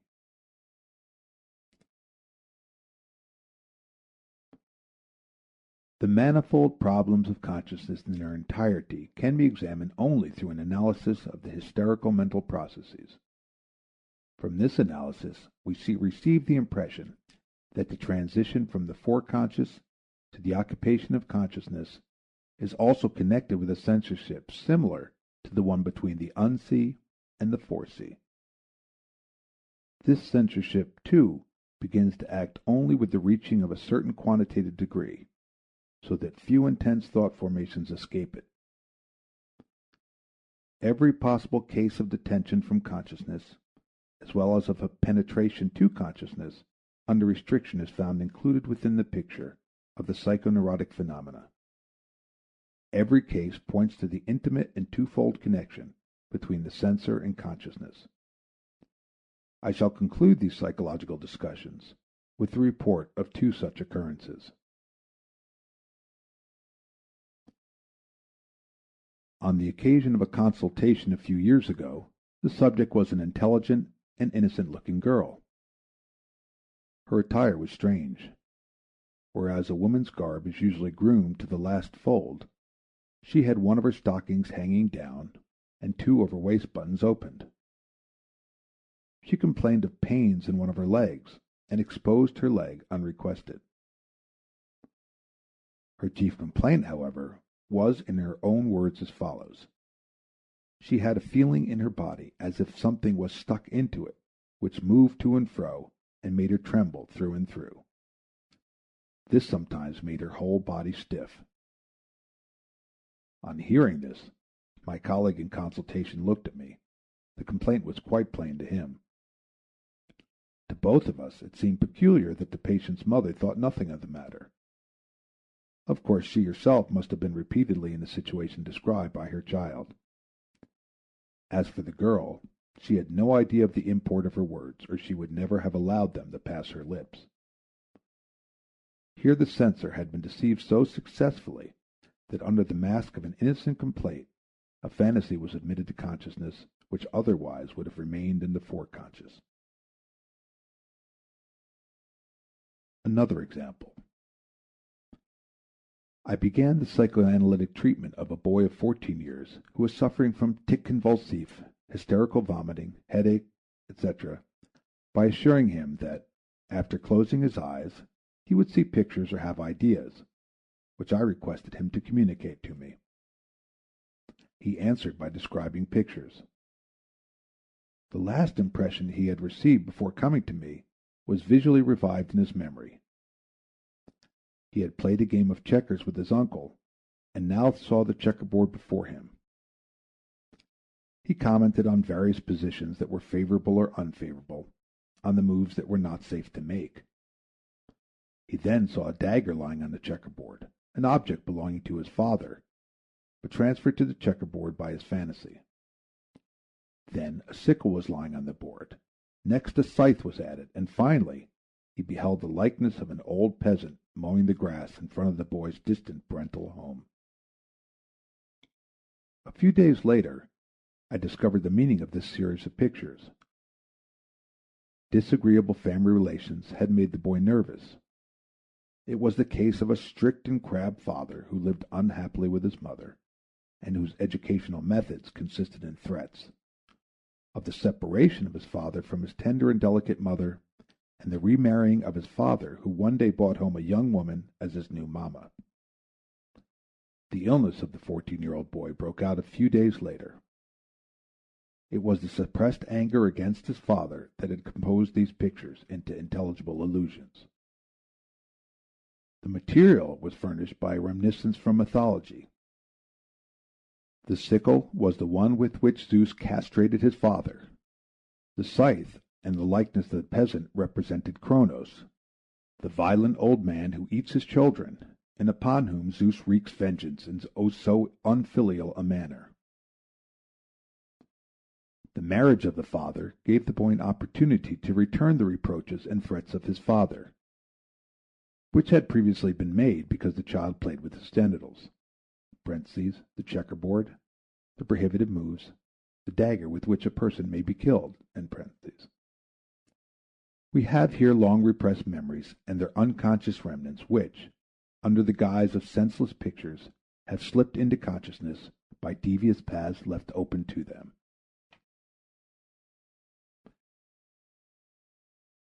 I should then expect to find the theoretical value of the study of dreams in its contributions to psychological knowledge and in its preparation for an understanding of neuroses. Who can foresee the importance of a thorough knowledge of the structure and activities of the psychic apparatus when even our present state of knowledge produces a happy therapeutic influence in the curable forms of the psychoneuroses? What about the practical value of such study, someone may ask, for psychic knowledge and for the discovering of the secret peculiarities of individual character? Have not the unconscious feelings revealed by the dream the value of real forces in the psychic life? Should we take lightly the ethical significance of the suppressed wishes which, as they now create dreams, may some day create other things? I do not feel justified in answering these questions. I have not thought further upon this side of the dream problem. I believe, however, that at all events the Roman emperor was in the wrong who ordered one of his subjects executed because the latter dreamt that he had killed the emperor. He should first have endeavored to discover the significance of the dream. Most probably it was not what it seemed to be. And even if a dream of different content had the significance of this offense against majesty, it would still have been in place to remember the words of Plato, that the virtuous man contents himself with dreaming that which the wicked man does in actual life. I am therefore of the opinion that it is best to accord freedom to dreams. Whether any reality is to be attributed to the unconscious wishes, and in what sense, I am not prepared to say offhand. Reality must naturally be denied to all transition and intermediate thoughts. If we had before us the unconscious wishes, brought to their last and truest expression, we should still do well to remember that more than one single form of existence must be ascribed to the psychic reality. Action and the conscious expression of thought mostly suffice for the practical need of judging a man's character. Action, above all, merits to be placed in the first rank, for many of the impulses penetrating consciousness are neutralized by real forces of the psychic life before they are converted into action. Indeed, the reason why they frequently do not encounter any psychic obstacle on their way is because the unconscious is certain of their meeting with resistances later. In any case, it is instructive to become familiar with the much raked up soil from which our virtues proudly arise. For the complication of human character moving dynamically in all directions very rarely accommodates itself to adjustment through a simple alternative, as our antiquated moral philosophy would have it. And how about the value of the dream for knowledge of the future? That, of course, we cannot consider. One feels inclined to substitute, for a knowledge of the past, for the dream originates from the past in every sense. To be sure, the ancient belief that the dream reveals the future is not entirely devoid of truth. By representing to us a wish as fulfilled, the dream certainly leads us into the future. But this future, taken by the dreamer as present, has been formed into the likeness of that past by the indestructible wish.